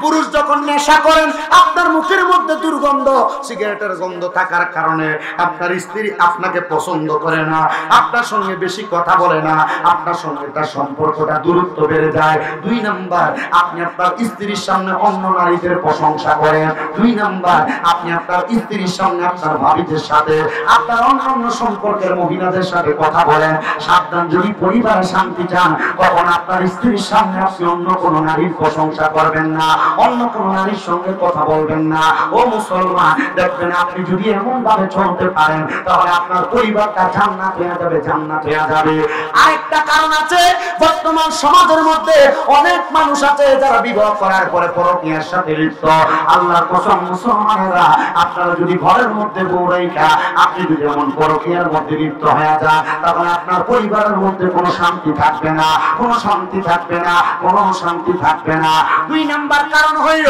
সমাজের বর্তমান শ্বশুর শাশুড়িরা ছেলের বউকে নিজের মেয়ে মনে করে না নিজে চায় নিজের মাইয়াটা শ্বশুর বাড়িতে গেলে ভালো থাকো কাম না করো কিন্তু নিজের ছেলের বউটা বাড়িতে আসলে মনে করেন ফিরা বদলে এটা কাম করুক খালি কাজ করুক না গো ও শ্বশুর শাশুড়িরা আপনি যদি আপনার পরিবারে শান্তি চান আপনি আপনার নিজের ছেলের বউটাকে নিজের মেয়ের মতো মনে করবেন দেখবেন আর কোনোদিন কোনো নারী পরিবারের মধ্যে অশান্তি করবে না আর তিন নাম্বার কারণ অনেক মেয়ের মা আছে মা বোনের আগের দুইটা যদিও মানে কিন্তু তিন নাম্বারটা তারা মানতে পারবে না অনেক মহিলাদের মা আছে অনেক মেয়েদের মা আছে যারা তাদের মেয়েদেরকে শিখিয়ে দেয় তোর স্বামী কি কামাই করে তোর স্বামী কি ইনকাম করে তুই প্রত্যেক দিনে তার হিসাব নিবি কোথায় টাকা খরচ করে তার হিসাব নিবি মুসলমান যখন এমন দায়িত্ব খাটাইতে চায় তখনই তার সংসারের মধ্যে অশান্তি তৈরি হয়ে যায়। এজন্য আমার এই এলাকার পুরুষদেরকে বলবো, আপনারা যখনই আপনার পরিবারের মধ্যে সময় দেন, এই সময় দেওয়ার সময় আপনি আপনার স্ত্রীটাকে ভালো করে দেখবেন, মহব্বত করে দেখবেন। আপনি তাদের প্রতি আপনি বাধা নজরে তাকাইবেন না, খারাপ ব্যবহার করবেন না, দেখবেন আপনার পরিবারটা জান্নাত হয়ে গেছে। এর জন্য নারীর দোষ দিলে চলবে না। মহিলাদের দোষ যেমন, পুরুষেরও দোষ তেমন। আপনারা সংসারকে সুন্দর করার জন্য নিজেও ভালো হইবেন, আপনার পরিবারকেও ভালো বানাইবেন, দেখবেন আপনার সংসারটা বড় সুন্দর হয়ে গেছে। এবার আল্লাহর নবী রাহমাতুল লিল আলামিন নবী নূরে মুজাসসাম নবী আমার বলতেছে, একটা মহিলার চেহারা জান্নাতি হুরের চাইতে 70 ভাগ সুন্দর হয়ে যাবে। ওই ইহুদি ছেলেটার বাবা বলে, ইয়া রাসূলুল্লাহ, আমি দেখলাম আমার স্ত্রী চেহারাটা বড় সুন্দর, আমার হাতে ধরে ধরে টানতেছে। আমি জিজ্ঞাইলাম, ওই স্ত্রী তুমি কেন আমার ডাকতেছো, আমার কি কারণটা বলবানি? আমার স্ত্রী বলেছে, স্বামী আমি একা জান্নাতে থাকবো আর আপনি জাহান্নামে যাবেন, আমি স্ত্রী এটা সহ্য করতে পারি না। মনে রাখবেন, কোন মহিলা চায় না তার স্বামী খারাপ পথে যাক, কোন মহিলা চায় না তার স্বামীর ভাগটা অন্য কোন নারীর সাথে অংশীদার হোক। ওই মহিলা বলে, স্বামী গো, আমি চাই না আমি একা জান্নাতে থাকি আর আপনি জাহান্নামে থাকেন। ও আমার স্বামী, আপনার কাছে আমার আবদার, আমি যেমন জান্নাতে আছি আপনিও আমার সাথে জান্নাতে আসবেন। ওই পুরুষটা রাখি, আপনি ইয়া রাসূলুল্লাহ, আমার স্ত্রী যে খ্রিস্টান ধর্ম গ্রহণ করার কারণে, ইসলামের মৌলিক এবং যৌগিক প্রত্যেকটা কাজ করার কারণে আমার স্ত্রী জান্নাতে গেছে। আপনি এই মুহূর্তে আমার কালেমা পড়াইয়া দেন, আমি আপনার হাতে কালেমা পড়া মুসলমান হব, যেন আমি জান্নাতে যাইতে পারি। জোরে বলেন সুবহানাল্লাহ। মুসলমান রে, ও নবীর উম্মতের দল, ওই ব্যক্তিটা আল্লাহর হাবিবের হাতে হাত রেখে ইসলাম ধর্ম গ্রহণ করছে আর রহমতের নবীর দরবারে বলতেছে, ইয়া রাসূলুল্লাহ, ও মায়ের নবী, আমি আর আপনার দরবার থেকে কোথাও যাব না। যদি আমি ইহুদি সম্প্রদায়ের কাছে যাই তাহলে তারা আমাকে তাদের দলে নিতে চাইবে, আমি আপনার সাথে তাইকা ইসলাম ধর্ম গ্রহণ করব। ওই ব্যক্তি বলে, রহমতের নবী এশারের নামাজের পরবর্তী সময় বাড়িতে চলে গেছে আর আমি মদিনা শরীফের মধ্যে ঘুমিয়ে রইলাম। মদিনা শরীফের ভিতরে ঘুমিয়ে থাকা অবস্থায় সকালে যখন ফজরের ওয়াক্ত হয়েছে, আমার সন্তান আয়েশা আমার ডাকে, কিন্তু আল্লাহর কসম কিতাব প্রমাণ করে ওই ব্যক্তির আর ঘুম থেকে ওঠে নাই। মদিনা শরীফের ভিতরে তার ইন্তেকাল হয়েছে। জোরে কোন ইন্না লিল্লাহি ওয়া ইন্না ইলাইহি রাজিউন। ব্যক্তির জানাজা আমার নবী পড়াইছে। মারহাবা কোন নবীজি জানাজা পড়াইছেন মানে লোকটা জান্নাতি না জাহান্নামী? জোরে জোরে কোন। ওই লোকের স্ত্রী জানাজা পড়াইছে কে? মনে আছে তো? নবীজি পড়াইছে। দুইজনের জানাজা পড়াইছে। আমার ওয়াজ কিন্তু চারিদিকে গেছে। আমার মাহফিল কমিটির ভাইরা বলছিল, হুজুর যেটা ধরবেন এটা শেষ করে দিবেন। আমি কইছি শেষ করে দেন, তো শেষ করতেছি, এটা একটু মনোযোগ দেন। তাহলে স্ত্রী জানাজা পড়াইছে কে? জোরে কন্যা কে রে? স্বামীর জানাজা পড়াইছে কে? এখন স্ত্রীর জানাজা দেওয়ার পর স্বামী স্বপ্ন দেখছে, ফুতে আইসা আল্লাহর হাবিব রে কই, ইয়া রাসূলুল্লাহ, নবী গো, আমার আব্বার জানাজা তো পড়াইলাম, নবী আমার মা জান্নাতে, আমার বাপের বর্ণনায় বুঝছি, আমার আব্বা কবরে কেমন আছে? ধরে কইলেন না সুবহানাল্লাহ? ইয়া রাসূলুল্লাহ, আমার আব্বাটা কবরে কেমন আছে একবার বলেন না, আমার জানতে বড় ইচ্ছা হয়। নবী আমার বলে, তোমার আব্বা কবরে কেমন আছে আমি নি তোমার বলবো। এ কলিজার টুকরা সাহাবী, নব ইসলাম ধর্ম গ্রহণকারী আল্লাহর বান্দা, তুমি এখন আমার সামনে আসো আর আমি তোমার একটা নামাজের কথা শিখিয়ে দেই, যে নামাজের নাম হইল ওয়ামিনাল লাইলি ফাতাহাজ্জাদ বিহি নাফিলাতাল লাকা আসা আইয়া বাআসাকা রাব্বুকা মাকামাম মাহমুদা। জবান বন্ধ নাই, জোরে কোন সুবহানাল্লাহ। আল্লাহ তাআলা ঘোষণা করছে, নবীকে বলছেন, নবীজি আপনি রাতের কিছু অংশ তাহাজ্জুদের নামাজ পড়েন।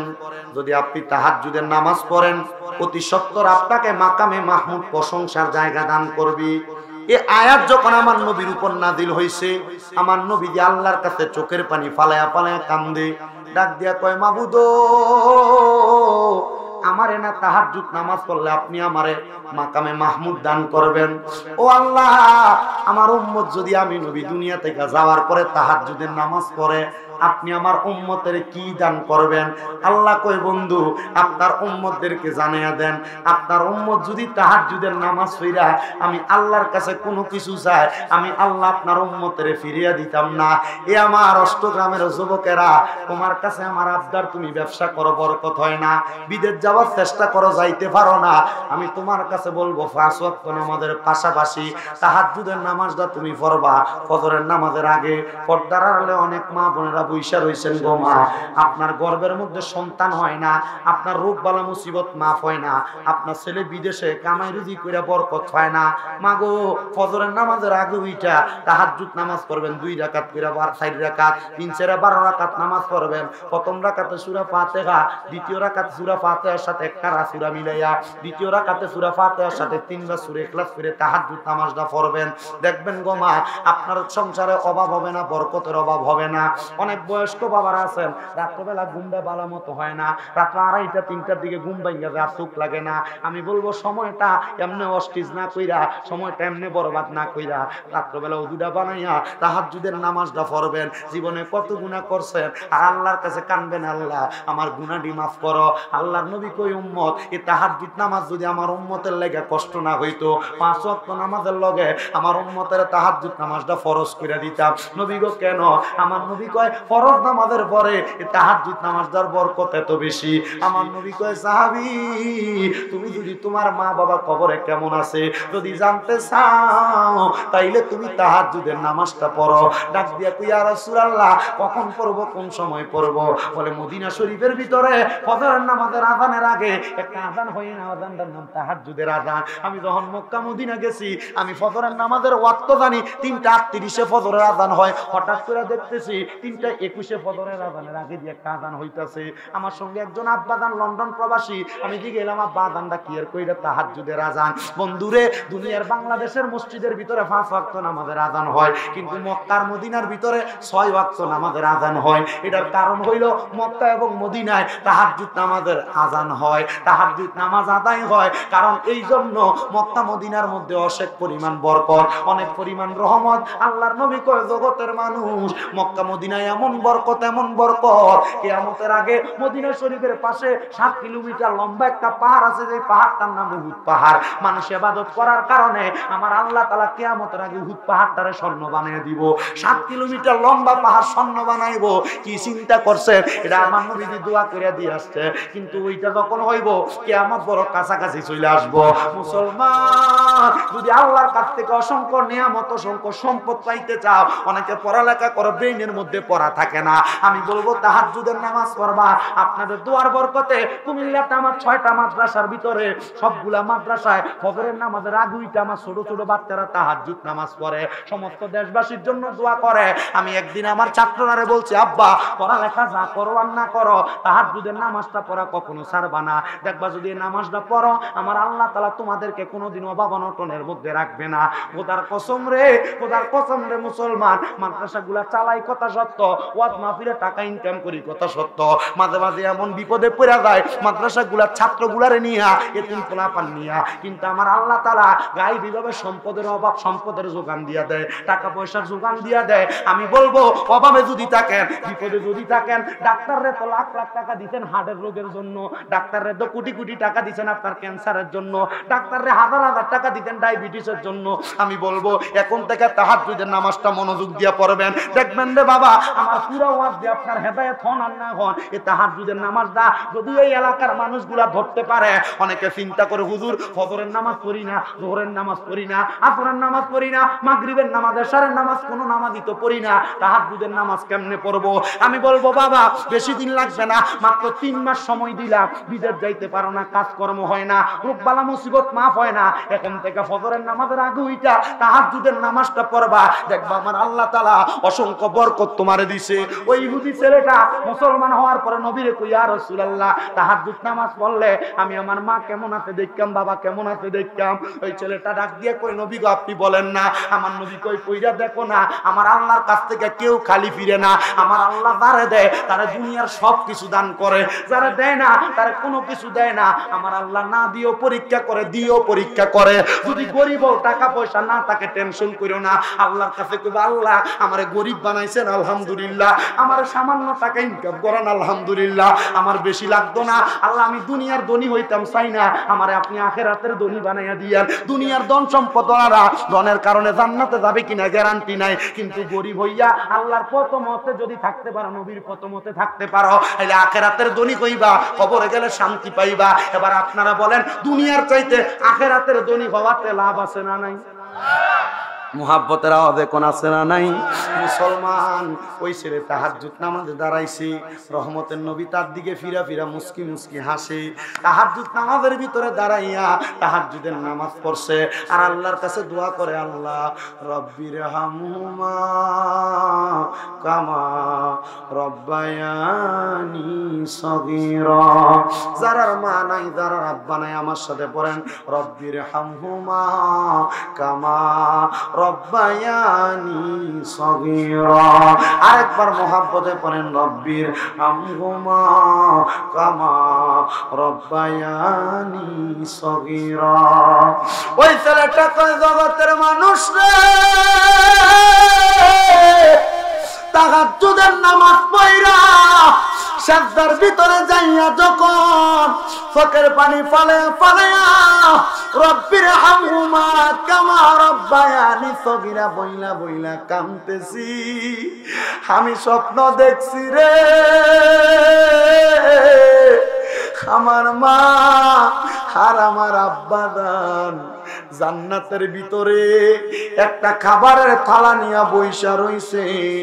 আমার মা বাপরে আমি জিগাইলাম, ও মা ও বাবা আপনারা কোন জায়গায়? আমার মা বাবা উত্তর দেই জায়গার নাম জান্নাত। সামনে কি খানা? বলে খানাগুলা জান্নাতি খানা। সন্তান তুমি দোয়া করতেছো, আমরা রহমতের নবীর জানাজা পাইছি, রহমতের নবীর দোয়া পাইছি, এই জন্য আমার আল্লাহ তাআলা আমরা মা বাপরে জান্নাত দিয়া দিছি। আমার অষ্টগ্রামের বাবারা,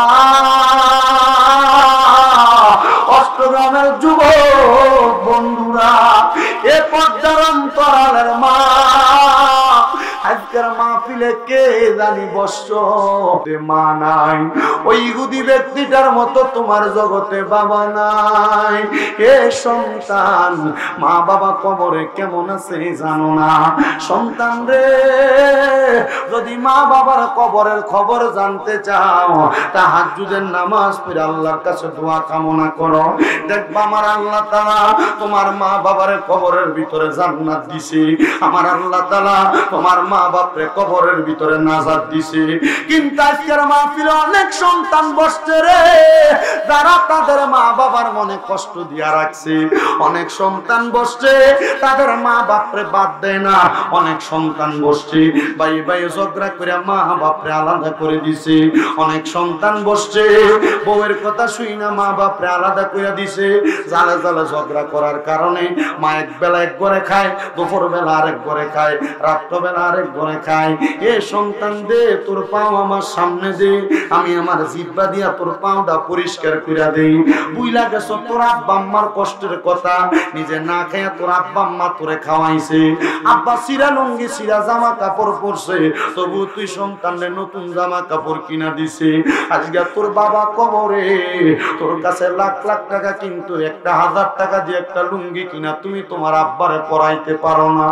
সন্তান বুইলা গেছ তোমার মায়ের কষ্টের কথা। ঘরে যদি 3 টুকরা মাছ রান্তো, বাপে বাপের টুকরাটা খাইতো, তুমি তোমার টুকরাটা খাইতা। মা মায়ের মাছের টুকরাটা রাইখা দিত, এ সন্তানে আমারটা রাত্রবেলা খাইবো, মাছুল গুলা দিয়া ভাত খাইতো। এখন তোমার ঘরে কত মেহমান খানা খায়, কিন্তু সন্তান রে তোমার মারে তুমি এক লোকমা খানা খাওয়াইতে পারো না। এ সন্তান যদি এমন মা বাপরে জুদা করে দিয়া থাকো, আজকে মাহফিল থেকে বাড়িতে যাইয়া আম্মা আব্বার পাগুলার মধ্যে দইরা বলবা, মা আল্লাহর রাস্তায় আমারে মাফ কইরা দেন, ও আব্বা আল্লাহর রাস্তায় আমারে মাফ কইরা দেন। যতক্ষণ পর্যন্ত তোমার মা বাবা মুখ দিয়া বলছে মাফ কইরা দিছি, ততক্ষণ মা বাপের পাও চাইরো না। বলো হুজুর কেন? আরে আমি শামীম রেজা না, সমস্ত বাংলাদেশের সবচাইতে বড় আলেম রে দিয়া যদি আইনা ওয়াজ করাও আর মা বাপরে বাত না দাও, মা বাবার অবাধ্য হও, মা বাবার কথা না শোনো, তাইলে এমন ওয়াজ দিয়া তোমার কোনো লাভ হবে না। আজকের মাহফিলটা কবুল হবে কি হবে না, এটার গ্যারান্টি কেউ দিতে পারবে না, এটার গ্যারান্টি কেউ দিতে পারবে না, এটার গ্যারান্টি কেউ দিতে পারবে না। মুসলমান ইমানদার, তবে একটা কথা বইনা দিয়া যায়, যদি আগামীকালকে দেখো তোমার মা বাবা তোমার জন্য দোয়া করতেছে, আগামীকালকে যদি দেখো এলাকার দোকানে বইসা কোন বয়স্ক বাবা কয়, হ্যাঁ আমার সন্তান শামীম রেজার ওয়াজ শুনা আমার বাড়িতে যায় আমার পায়ে ধরে মাপ চাইছে, মনে করবা আজকের মাহফিল আল্লাহর কাছে কবুল হয়ে গেছে। কোন মহিলা একজন আরেকজনকে বলে, হ্যাঁ শামীম রেজার ওয়াজ শুনা আমার পুতে আমার বাড়িতে যাই আমি মা বাবার পায়ে ধরে মাপ চাইছে, তাইলে মনে করবা আমার আল্লাহ তাআলা তুমি সন্তানের দুনিয়ার জমিনের মধ্যে তোমার দোয়া কবুল করছে। কিন্তু অনেক সন্তান চিন্তা করে, হুজুর আমি কোনোদিন আমার মা বাবার লগে বেয়াদবি করি নাই, আমি আমার মা বাবার সঙ্গে আমি কোনো অত্যাচার অনাচার করি নাই, আমিও কি মাপ চাইতাম? আমি বলবো, ও সন্তান হে মাপ চাইবা, আম্মা আব্বার পায়ে ধরলে সন্তানের দাম কমে না। আর শুধু পায়ে ধরবা না, মাপ চাইবা না। অনেকে চিন্তা করে, হুজুর দুই ঈদে তো মা বাবার পায়ে ছুঁয়া সালামি করি না, আমি কেমনে মাপ চামো? আমি বলবো সন্তান শুধু মাপ চাওয়া না রে, মাপ চাওয়া না, মাঝে মাঝে সুযোগ পাইলে আম্মা আব্বার কদমের ভিতরে সুমা দিবা। হুজুর কেন কেন কেন? আম্মা আব্বার কদমে সুমা দিলে কি আমার শিরিক হবে না, গুনাহ হবে না? আল্লাহর নবী কয় না রে না, আম্মা আব্বার কদমের মধ্যে চুমা দিলে আল্লাহর জান্নাতের চৌকাঠে চুমা দেওয়া সওয়াব পাওয়া যায়। এ সন্তান কোনদিন মা বাবার কদমে চুমা দিছু কিনা আমি জানি না, তবে একটা কথা মনে রাখবা, আল্লাহর হাবিব মুহাম্মদুর রাসূলুল্লাহ সাল্লাল্লাহু আলাইহি ওয়াসাল্লাম যেদিন মক্কা থেকে মদিনাতে আসতে হিজরত কইরা একজন সাহাবী আমার নবীরে ডাক দিয়া কই, ইয়া রাসূলুল্লাহ, ও দয়ার নবী আপনি তো মদিনাতে আসছেন, আর কি কোনদিন মক্কায় যাবেন না? আমার নবী কই, না আমি সাহাবী, এই সাহাবী অবশ্যই আমি মদিনাতে মক্কায় যাব। নবী গো আপনার কাছে আমার আবদার, আপনি যেদিন মক্কায় যাবেন আপনার সাথে আমারে আপনি মক্কায় নিয়ে যাবেন। আমার নবী কয় ঠিক আছে সাহাবী নিয়ে যাওয়া হবে। অল্প কিছুদিন পরে আমার নবীজি মক্কার উদ্দেশ্যে রওনা করছে। ওই সাহাবী খবর পাইয়া আমার নবীজির সামনে যে দাঁড়াইছে, দাঁড়ায় কয়, ফিদা কাবি ওয়া উম্মি ইয়া রাসূলুল্লাহ, আমার মা বাবা আপনার কদমে কুরবান হোক ইয়া রাসূলুল্লাহ। কি গো নবী, আমি কি আপনার সাথে কোনো অন্যায় করেছি? নবী কয় না রে সাহাবী, নবী গো আপনার সাথে না আমার ওয়াদা ছিল, আপনি যেদিন মক্কায় যাবেন আপনার সাথে আমারে মক্কায় নিয়ে যাবেন, আপনি যে আমারে ফালায় একা মক্কায় চলে যান। আমার নবী কয়, সাহাবী আমি খবর পাইলাম বাড়িতে তোমার আম্মা জান অসুস্থ, তুমি তোমার আম্মা জানের খেদমতে লিপ্ত, এই জন্য না আমি তোমারে মক্কায় নিয়ে যাই না। সাহাবী কই, ইয়া রাসূলুল্লাহ আমার মায়ের চাইতে কি মক্কার দাম বেশি নাকি? আল্লাহর নবী কয়, হ্যাঁ অবশ্যই শুইনা নাও, রেদার রব্বি ফি দাল ওয়ালিদাইন, মায়ের সন্তুষ্টিতে আমার আল্লাহ সন্তুষ্টি হয়। যদি আরে কষ্ট দাও, সাকাতুর রব্বি ফি সাকাতিন ওয়ালিদাইন, মায়ের অসন্তুষ্টিতে আমার আল্লাহ অসন্তুষ্টি হয়ে যায়। সাহাবী কই, ইয়া রাসূলুল্লাহ আমি নিয়ত করেছিলাম যদি মক্কা বিজয় হয় মক্কার চৌকাঠে দিয়ে চুমা দিমু। আমার নবী কই, ওই মা বেঁচে আছে? বলে হ্যাঁ ইয়া রাসূলুল্লাহ। বলে বাড়িতে যাইয়া ওই আম্মা জানের কদমের মধ্যে চুমা দিবা। নবী গো আম্মার কদমে চুমা দিলে কি মক্কার চৌকাঠে চুমা দেওয়া হবে? আমার নবী কয়, শুধু মক্কার চৌকাঠ না, আম্মা জানের কদমে চুমা দিলে আল্লাহর জান্নাতের চৌকাঠে চুমা দেওয়া সওয়াব পাওয়া যাইবা। এ সন্তান কোনদিন মা বাবার পায়ে চুমা দিছো কিনা জানি না, আজকে ওয়াদা করবা এখান থেকে বাড়িতে যাইয়া আম্মা আব্বার কদমে চুমা দিবা, আম্মা আব্বার পায়ে দিয়ে সালাম করবা। আমি এলেম দিয়া বক্তা না, আমার এলেম কালাম বেশি নাই, কুমিল্লা আলিয়ায় মাত্র কামেল প্রথম বর্ষে পড়ালেখা করি, কুমিল্লা ইউনিভার্সিটিতে বাংলায় অনার্স ফাইনাল ইয়ারে পড়তেছি, কিন্তু আমি আমার এলেম দিয়া বক্তা না। তখন ক্লাস 7-8 পড়ি, ওয়াদে শুই না, আমার ঘরের বেড়ার ঘরে যাইয়া আমার মা বাপ শোয়া দেখে আমি আমার মা বাপের পায়ে চুমা দিছি। আমার অন্তরে এতটুক বিশ্বাস, আমার আম্মা আব্বার কদমে চুমা দেওয়ার কারণে আল্লাহ তাআলা আমারে দিয়ে মাদ্রাসা করায়, ওয়াজ মাহফিলে বক্তৃতা দেওয়ায়, ওয়াজ মাহফিলের মধ্যে সম্মান দেয়। আমার মনে এতটুকু বিশ্বাস, আমার দাদা, আমার নানা, আমার আত্মীয় স্বজন, ময় মুরব্বীদের দোয়া, আমার ওস্তাদদের দোয়ার কারণে আল্লাহ তাআলা আমার দেশ বিদেশ ঘুরায়। আর নচেত আমার এলেম কালাম নাই, আমি আমার এলেম দিয়ে ওয়াজ করি না, আমি একমাত্র আমার এই গলাটা দিয়া, মুখটা দিয়া দিয়ে একটা কথা বলি। আমি চেষ্টা করি মানুষগুলাকে হেদায়েতের আলো দেখানোর জন্য। তবে আমার একটা বিশ্বাস, এই কথাগুলো যদি আপনি মাইনা চলেন, দেখবেন আপনার দুনিয়া আখিরাত শান্তি। কিন্তু অনেকে চিন্তা করে, হুজুর যাদের বাড়িতে আব্বা আছে তারা বাড়িতে যাইয়া আব্বার পায়ে ধরে মাপ চাইবো, আমার তো আব্বা নাই, আমি কার পায়ে ধরে মাপ চাইবো? সন্তান চিন্তা করবা না, চিন্তা করবা না। আব্বা আম্মা কবরে থাকলে একটু পরে মুনাজাত হবে, আল্লাহর কাছে দোয়া করবা, রব্বির হামহুমা কামা রব্বায়ানি সগীরা, অকুর রব্বির হামহুমা কামা রব্বায়ানি সগীরা। নবী আমার কয়, কোন সন্তান যদি মা মারা যাওয়ার পরে, বাবা মারা যাওয়ার পরে চোখের মনি কোঠার মধ্যে একটা মাছির মাথা পরিমাণ পানি চাইরা দিয়া কান্না করে, ওই পানিটা মাটিতে পড়ার আগে আমার আল্লাহ তাআলা তার মা বাবার জীবনের গুনাহ মাফ করে দেয়। অনেকে চিন্তা করে, হুজুর যাদের বাড়িতে আম্মা আছে তারা বাড়িতে যাইয়া আম্মার পায়ে ধরে মাপ চাইবো, আমার তো মা নাই, আমি কার পায়ে ছুঁয়া মাপ চাইবো? সন্তান চিন্তা কইরো না, আম্মা যদি কবরে থাকে তোমার সন্তানটারে সাথে নিবা, একা যাইবা না। নিজে যখন কবরের ফারে যাইবা, লগে যাইতে সন্তানটারে নিয়ে যাইবা, নাতিটারে নিয়ে যাইবা। যখন তুমি তারে নিতে নিতে অভ্যাস করবা, তখন তুমি মারা যাওয়ার পরে তোমার সন্তানও তোমার কবরের পারে যাইবো। কবরের পাশে যাইয়া মারে যখন কবরে শোয়াইছো, উত্তর দিকে মাথা, দক্ষিণ দিকে পা, মাথাটা কেবলামুখী করে দিছ, কেবলাটারে ফিস দিয়া মার মুখের দিকে ফিরা দোয়া করবা, রব্বির হামহুমা কামা রব্বায়ানি সগীরা। আল্লাহর নবী কয়, প্রত্যেক জুমার দিনে, জুমার নামাজের পরবর্তী সময়ে কোন সন্তান যদি তার মার কবরের পাশে দাঁড়ায়া যায়, আব্বার কবরের পাশে দাঁড়ায়া যায়, রহমতের বৃষ্টি যেমন ভাবে বর্ষণ হয়, আমার আল্লাহর রহমত তেমন ভাবে ওই কবরে বর্ষণ হয়। একটা সমুদ্রের মাঝখানে কোন মানুষ যদি সাঁতার না জানা মানুষ আটকে যায়, হঠাৎ করে নৌকা দেয়া তার উদ্ধার করলে সে যত খুশি হয়। একটা সন্তান শুক্রবার জুমার নামাজের পরে মা বাবার কবরের পারে গেলে এমন মা বাবা খুশি হয়। এ সন্তান, হে আমার হোসাইনিয়া তরুণ যুব সংগঠনের যুবকেরা, তোমরা অনেকের মা নাই, তোমরা অনেকের বাবা নাই, চিন্তা করবা না, আল্লাহর কাছে শুধু দোয়া করবা, আল্লাহ যেন মা বাপরে মাফ করে দেয়। আল্লাহর কাছে দোয়া করবা, ও আল্লাহ দুনিয়ার জমিনের ভিতরে আপনার নবী বলছে, আল ফাতেমাতু সাইয়্যিদাতুন নিসাই আহলিল জান্নাহ, হযরত মা ফাতেমা হইল জান্নাতের মহিলাদের সরদারিনী। আমার মা কবরে, আমার মা ডারে মা ফাতেমার লগে জান্নাতে দিও। পর্দার অন্তরালে অনেক মা বোনেরা আছেন, ওই আহলে বায়াতের সদস্য মা ফাতেমার সঙ্গে যদি জান্নাতে যাইতে চান, আপনার সন্তানটারে এমন একটা সন্তান বানান যেন আপনি মারা যাওয়ার পরে আপনার সন্তান দোয়া করে। এখানে অনেক বয়স্ক বাবার আছেন, আমার নবী বলেছে, হে দুনিয়ার মানুষেরা শুইনা নাও, আল হাসানু আল হুসাইনু সাইয়্যিদা শাবাবি আহলিল জান্নাহ, হাসান হুসাইন হইল জান্নাতের যুবকের সরদার। যদি তুমি তোমার আব্বা আম্মার জন্য দোয়া করো, আল্লাহ আমার আব্বা কবরে, আমার আব্বাটারে হাসান হুসাইনের সঙ্গে জান্নাতে দিবা, আমার আল্লাহ তাআলা আজকের দোয়ার বরকতে তোমার আব্বা আম্মারে জান্নাতে দিব। বলে, হুজুর কেন? আহলে বায়াতের দোয়া দিয়া, আহলে বায়াতের ওসিলা দিয়া দোয়া করব। শুনান রে মুসলমান, আমার আল্লাহ তাআলা এই আহলে বায়াতের ব্যাপারে কোরআনের আয়াত নাযিল করে দিয়েছে, যদি আপনি তাদের উসিলা দিয়া দোয়া করেন, আল্লাহ তাআলা তাদের উসিলায় দোয়াটা কবুল করে নিবে।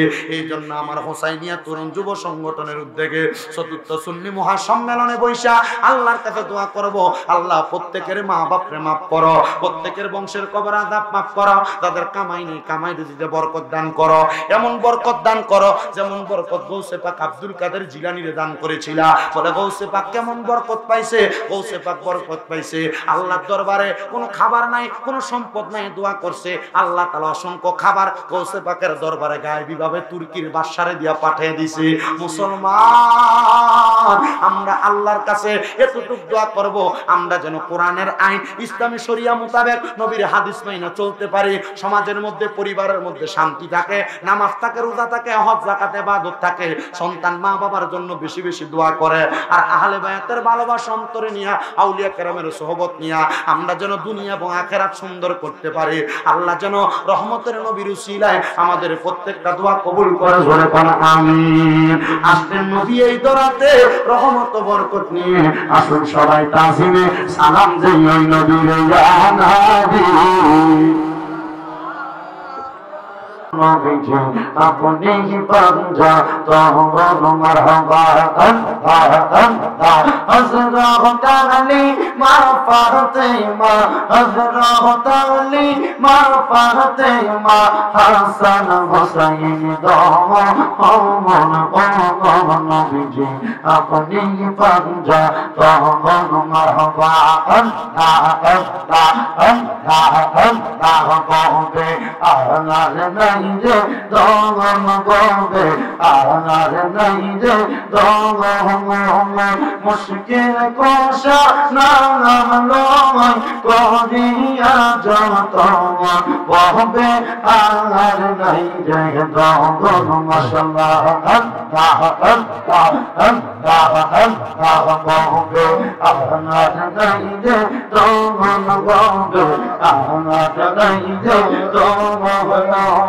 মুশকিল কোশা নাম লয় করিয়া শরম বলবে আনার নাই রে দমন মারহাবা আল্লাহ আল্লাহ আল্লাহ নবী মুশকিল কোশা দিনে দেয় আল্লাহ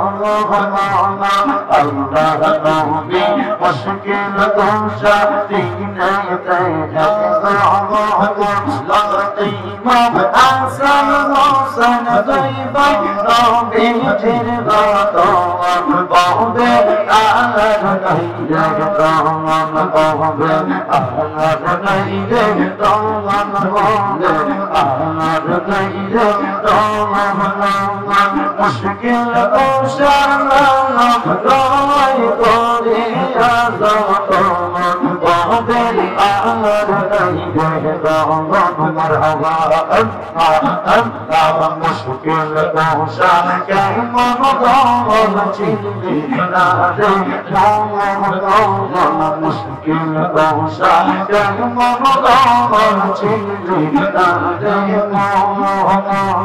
যেই না মেরে দোয়াই দিলে লড়ে যাই সবার মুশকিল কোশা কেমন দমন মারহাবা আল্লাহ আল্লাহ লা ইলাহা ইল্লাল্লাহ আইবো নবী আব্দুল কাদের আউলি যার শিরোমণি মারহাবা আল্লাহ আল্লাহ আইবো নবী আব্দুল কাদের আউলি যার শিরোমণি মারহাবা আল্লাহ আল্লাহ তোমারি ওই নামের গুণে তোমারি ওই নামের গুণে আগুন হইয়া যাই পানি আইব নবীর আব্দুল কাদের আউলি যার শিরোমণি মারহাবা আল্লাহ আল্লাহ রমজান মাসের পয়লা তারিখ আসলা বলতে কোনো কিছু খাও নাই তুমি রোজা রাখছো বলে মারহাবা আল্লাহ সকল অলির অলির তুমি সকল অলির অলির তুমি ও গৌসে সমদানি আইব নবী আব্দুল কাদের তুমি যার শিরোমণি মারহাবা আল্লাহ আল্লাহ প্রেমে খেলা খেয়ে সোমা খাজা রে প্রেমের খেলা খেয়ে সোমা খাজা রে তোমার খেলা চমৎকার দোস্ত রে কান্দাইয়ার তুমি মিলাই সবার জানা প্রেমের খেলা খেলছো খাজা রে মারহাবা আল্লাহ আল্লাহ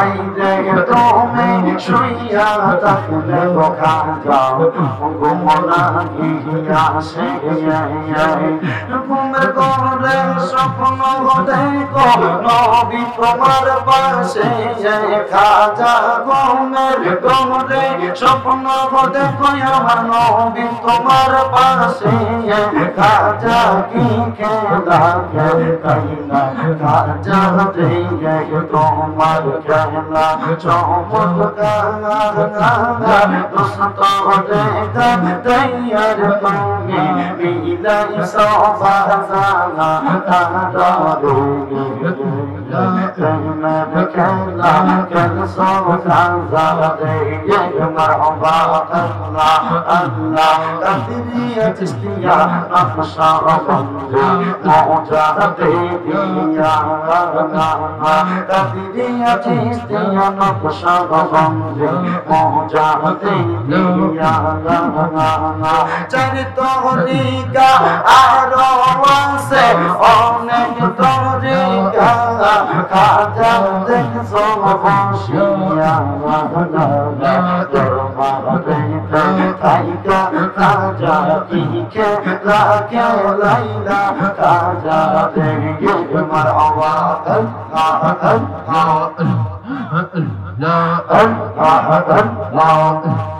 লা ইলাহা ইল্লাল্লাহু মুহাম্মাদুর রাসূলুল্লাহ সাল্লাল্লাহু আলাইহি ওয়াসাল্লাম। সবাই পড়ি আলহামদুলিল্লাহ। মুনাজাত করার আগে মাহফিলের সম্মানিত সভাপতি হযরত মাওলানা আল আমিন আশরাফি সাহেবকে মাহফিলের শ্রোতা মণ্ডলীদের উদ্দেশ্যে সভাপতির বক্তব্য দেওয়ার জন্য বিশেষভাবে অনুরোধ করছি। আসসালামু আলাইকুম ওয়া রাহমাতুল্লাহি ওয়া বারাকাতুহু। সম্মানিত উপস্থিতি, আমরা আজকে অত্যন্ত খুশি এবং আনন্দিত যে আজকের এই ওয়াজ মাহফিল या इलाही रहम फरमा मुस्तफा की वास्ते खुले दे दरवाजे रहमत लगा की वास्ते रहमतुल लिल आलमीन फते मेरे रसूल जाने जहां अहमद व अहमद मोहम्मद मुस्तफा की वास्ते मौदू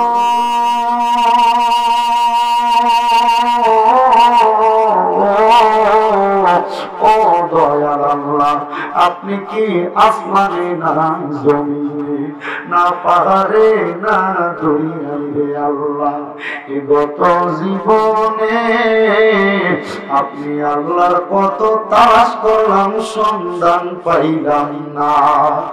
আল্লাহ বহু সন্ধানের পরে এই কিশোরগঞ্জ জেলার অন্তর্গত অষ্টগ্রাম থানাধীন মধ্য অষ্টগ্রাম দক্ষিণ হাটি বড় ব্রিজ প্রাঙ্গণে হুসাইনিয়া তরুণ যুব সংগঠনের উদ্যোগে চতুর্থ বাৎসরিক সুন্নি মুবা সম্মেলন সাজাইয়া আমার সঙ্গে আলেম উলামা বিশেষ করে হুফাজে কোরআন তলে বলেলেন ছাত্র ভাইয়েরা, আমার দাড়ি পাকা মুরব্বী বাবারা, যুবক নওজোয়ান ভাইয়েরা, ছোট্ট ছোট্ট মাসুম বাচ্চারা, পর্দার অন্তরালে আমার কত মা বোনেরা হাত বাড়াইছে। আল্লাহ, যার হাতটা তোমার কাছে মায়া লাগে, পছন্দ হয় রে দয়াল, ওই হাতের উসিলায় আমরার জীবনের গুনাহ মাফ কইরা আমরারে বেগুনাহ মাসুম বান্দা বানায়া দাও।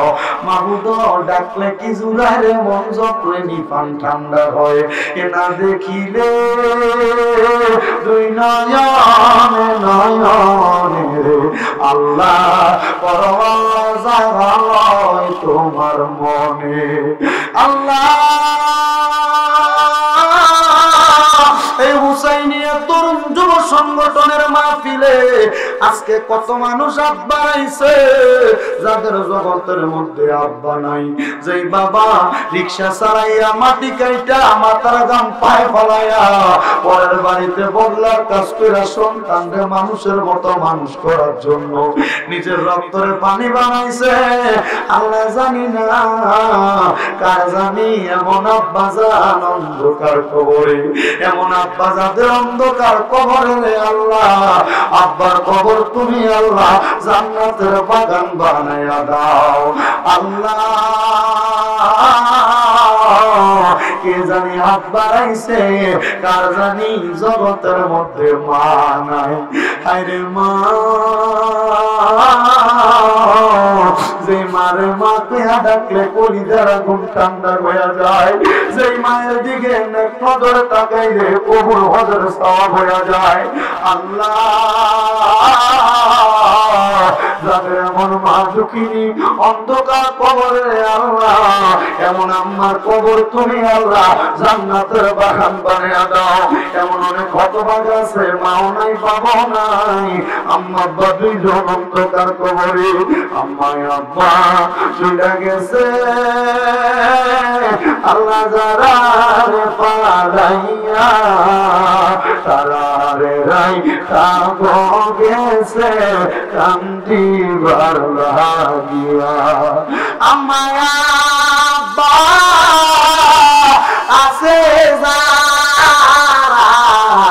অন্ধকার কবরে, তাদেরকে রাই কেন আপনার মায়ার নজরে মরিয়া গিয়াছেন আল্লাহ। আল্লাহ যারার মাফ করিয়া দেন গো আল্লাহ কবরের রাজা। আল্লাহ যাদের মা বাবা কবরে, আম্মা আব্বার কবর জান্নাতের বাগান বানায়া দাও। যাদের মা বাবা বেঁচে আছে গো, আম্মা আব্বার হায়াতের মধ্যে বরকত দান করে দাও। আম্মা আব্বা বেঁচে থাকলে খেদমত করার তৌফিক দান করো।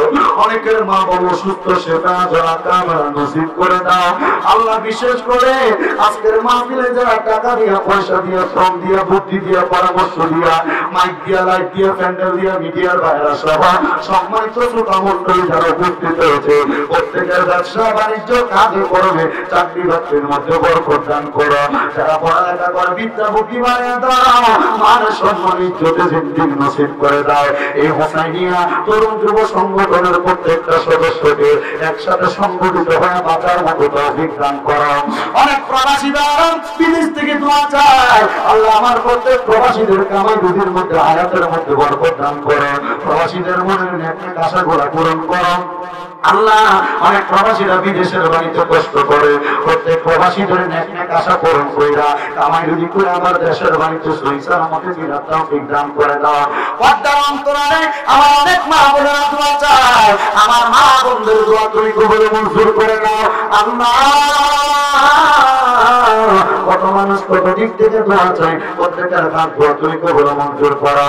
আমার তুষার ভাই সহ ওনার সংগঠনের যে সদস্যরা এত সুন্দর আয়োজন চতুর্থতম বার করেছে, আমাদের আগ পর্যন্ত মাহফিলটাকে তুমি কায়েম এবং কায়েম রাখো। আমরা যারা হাত পারি না, আমাদেরকে মক্কা মদিনা না দেখে মরণের ডাক দিও না। আকাশুল খাস ভাবে আজকের মাহফিলের সভাপতি বর্তমান পাড়া হাফিজিয়া মাদ্রাসা, ওনার এই মাদ্রাসার জন্য দোয়া চাইছে আল্লাহ। ওনার মাদ্রাসা সহ আমার ৬টা মাদ্রাসার প্রত্যেকটা ছাত্রদেরকে তুমি কবুল করো, ছাত্রদের মা বাবাদেরকে তুমি কবুল মঞ্জুর করো রব্বুল আলামিন। আল্লাহ কি ফরিয়াদ জানাইব, আমি গুনাহগার। এখানে অনেক মানুষ আছে যাদের দোয়া তোমার কাছে ডাইরেক্ট কবুল হয়ে যায় আল্লাহ। আহলে বায়াতের মহব্বতে, গৌসে পাকের মহব্বতে, গরিবে নওয়াজের মহব্বতে, চার তরিকার চার ইমামদের মহব্বতে আমাদের প্রত্যেকটা দরখাস্ত কবুল করে নাও। যা বলেছি আল্লাহ প্রত্যেকটা কথার উপর শ্রোতাদেরকে এবং আমাকে আমল করার তৌফিক দান করো রব্বুল আলামিন। আল্লাহ মরে যাব দুঃখ নাই, তবে বেঈমান বানায় মরণ দিয়েন না। মরণের আগে মক্কা আর মদিনা না দেখাইয়া মরণ দিয়েন না আল্লাহ।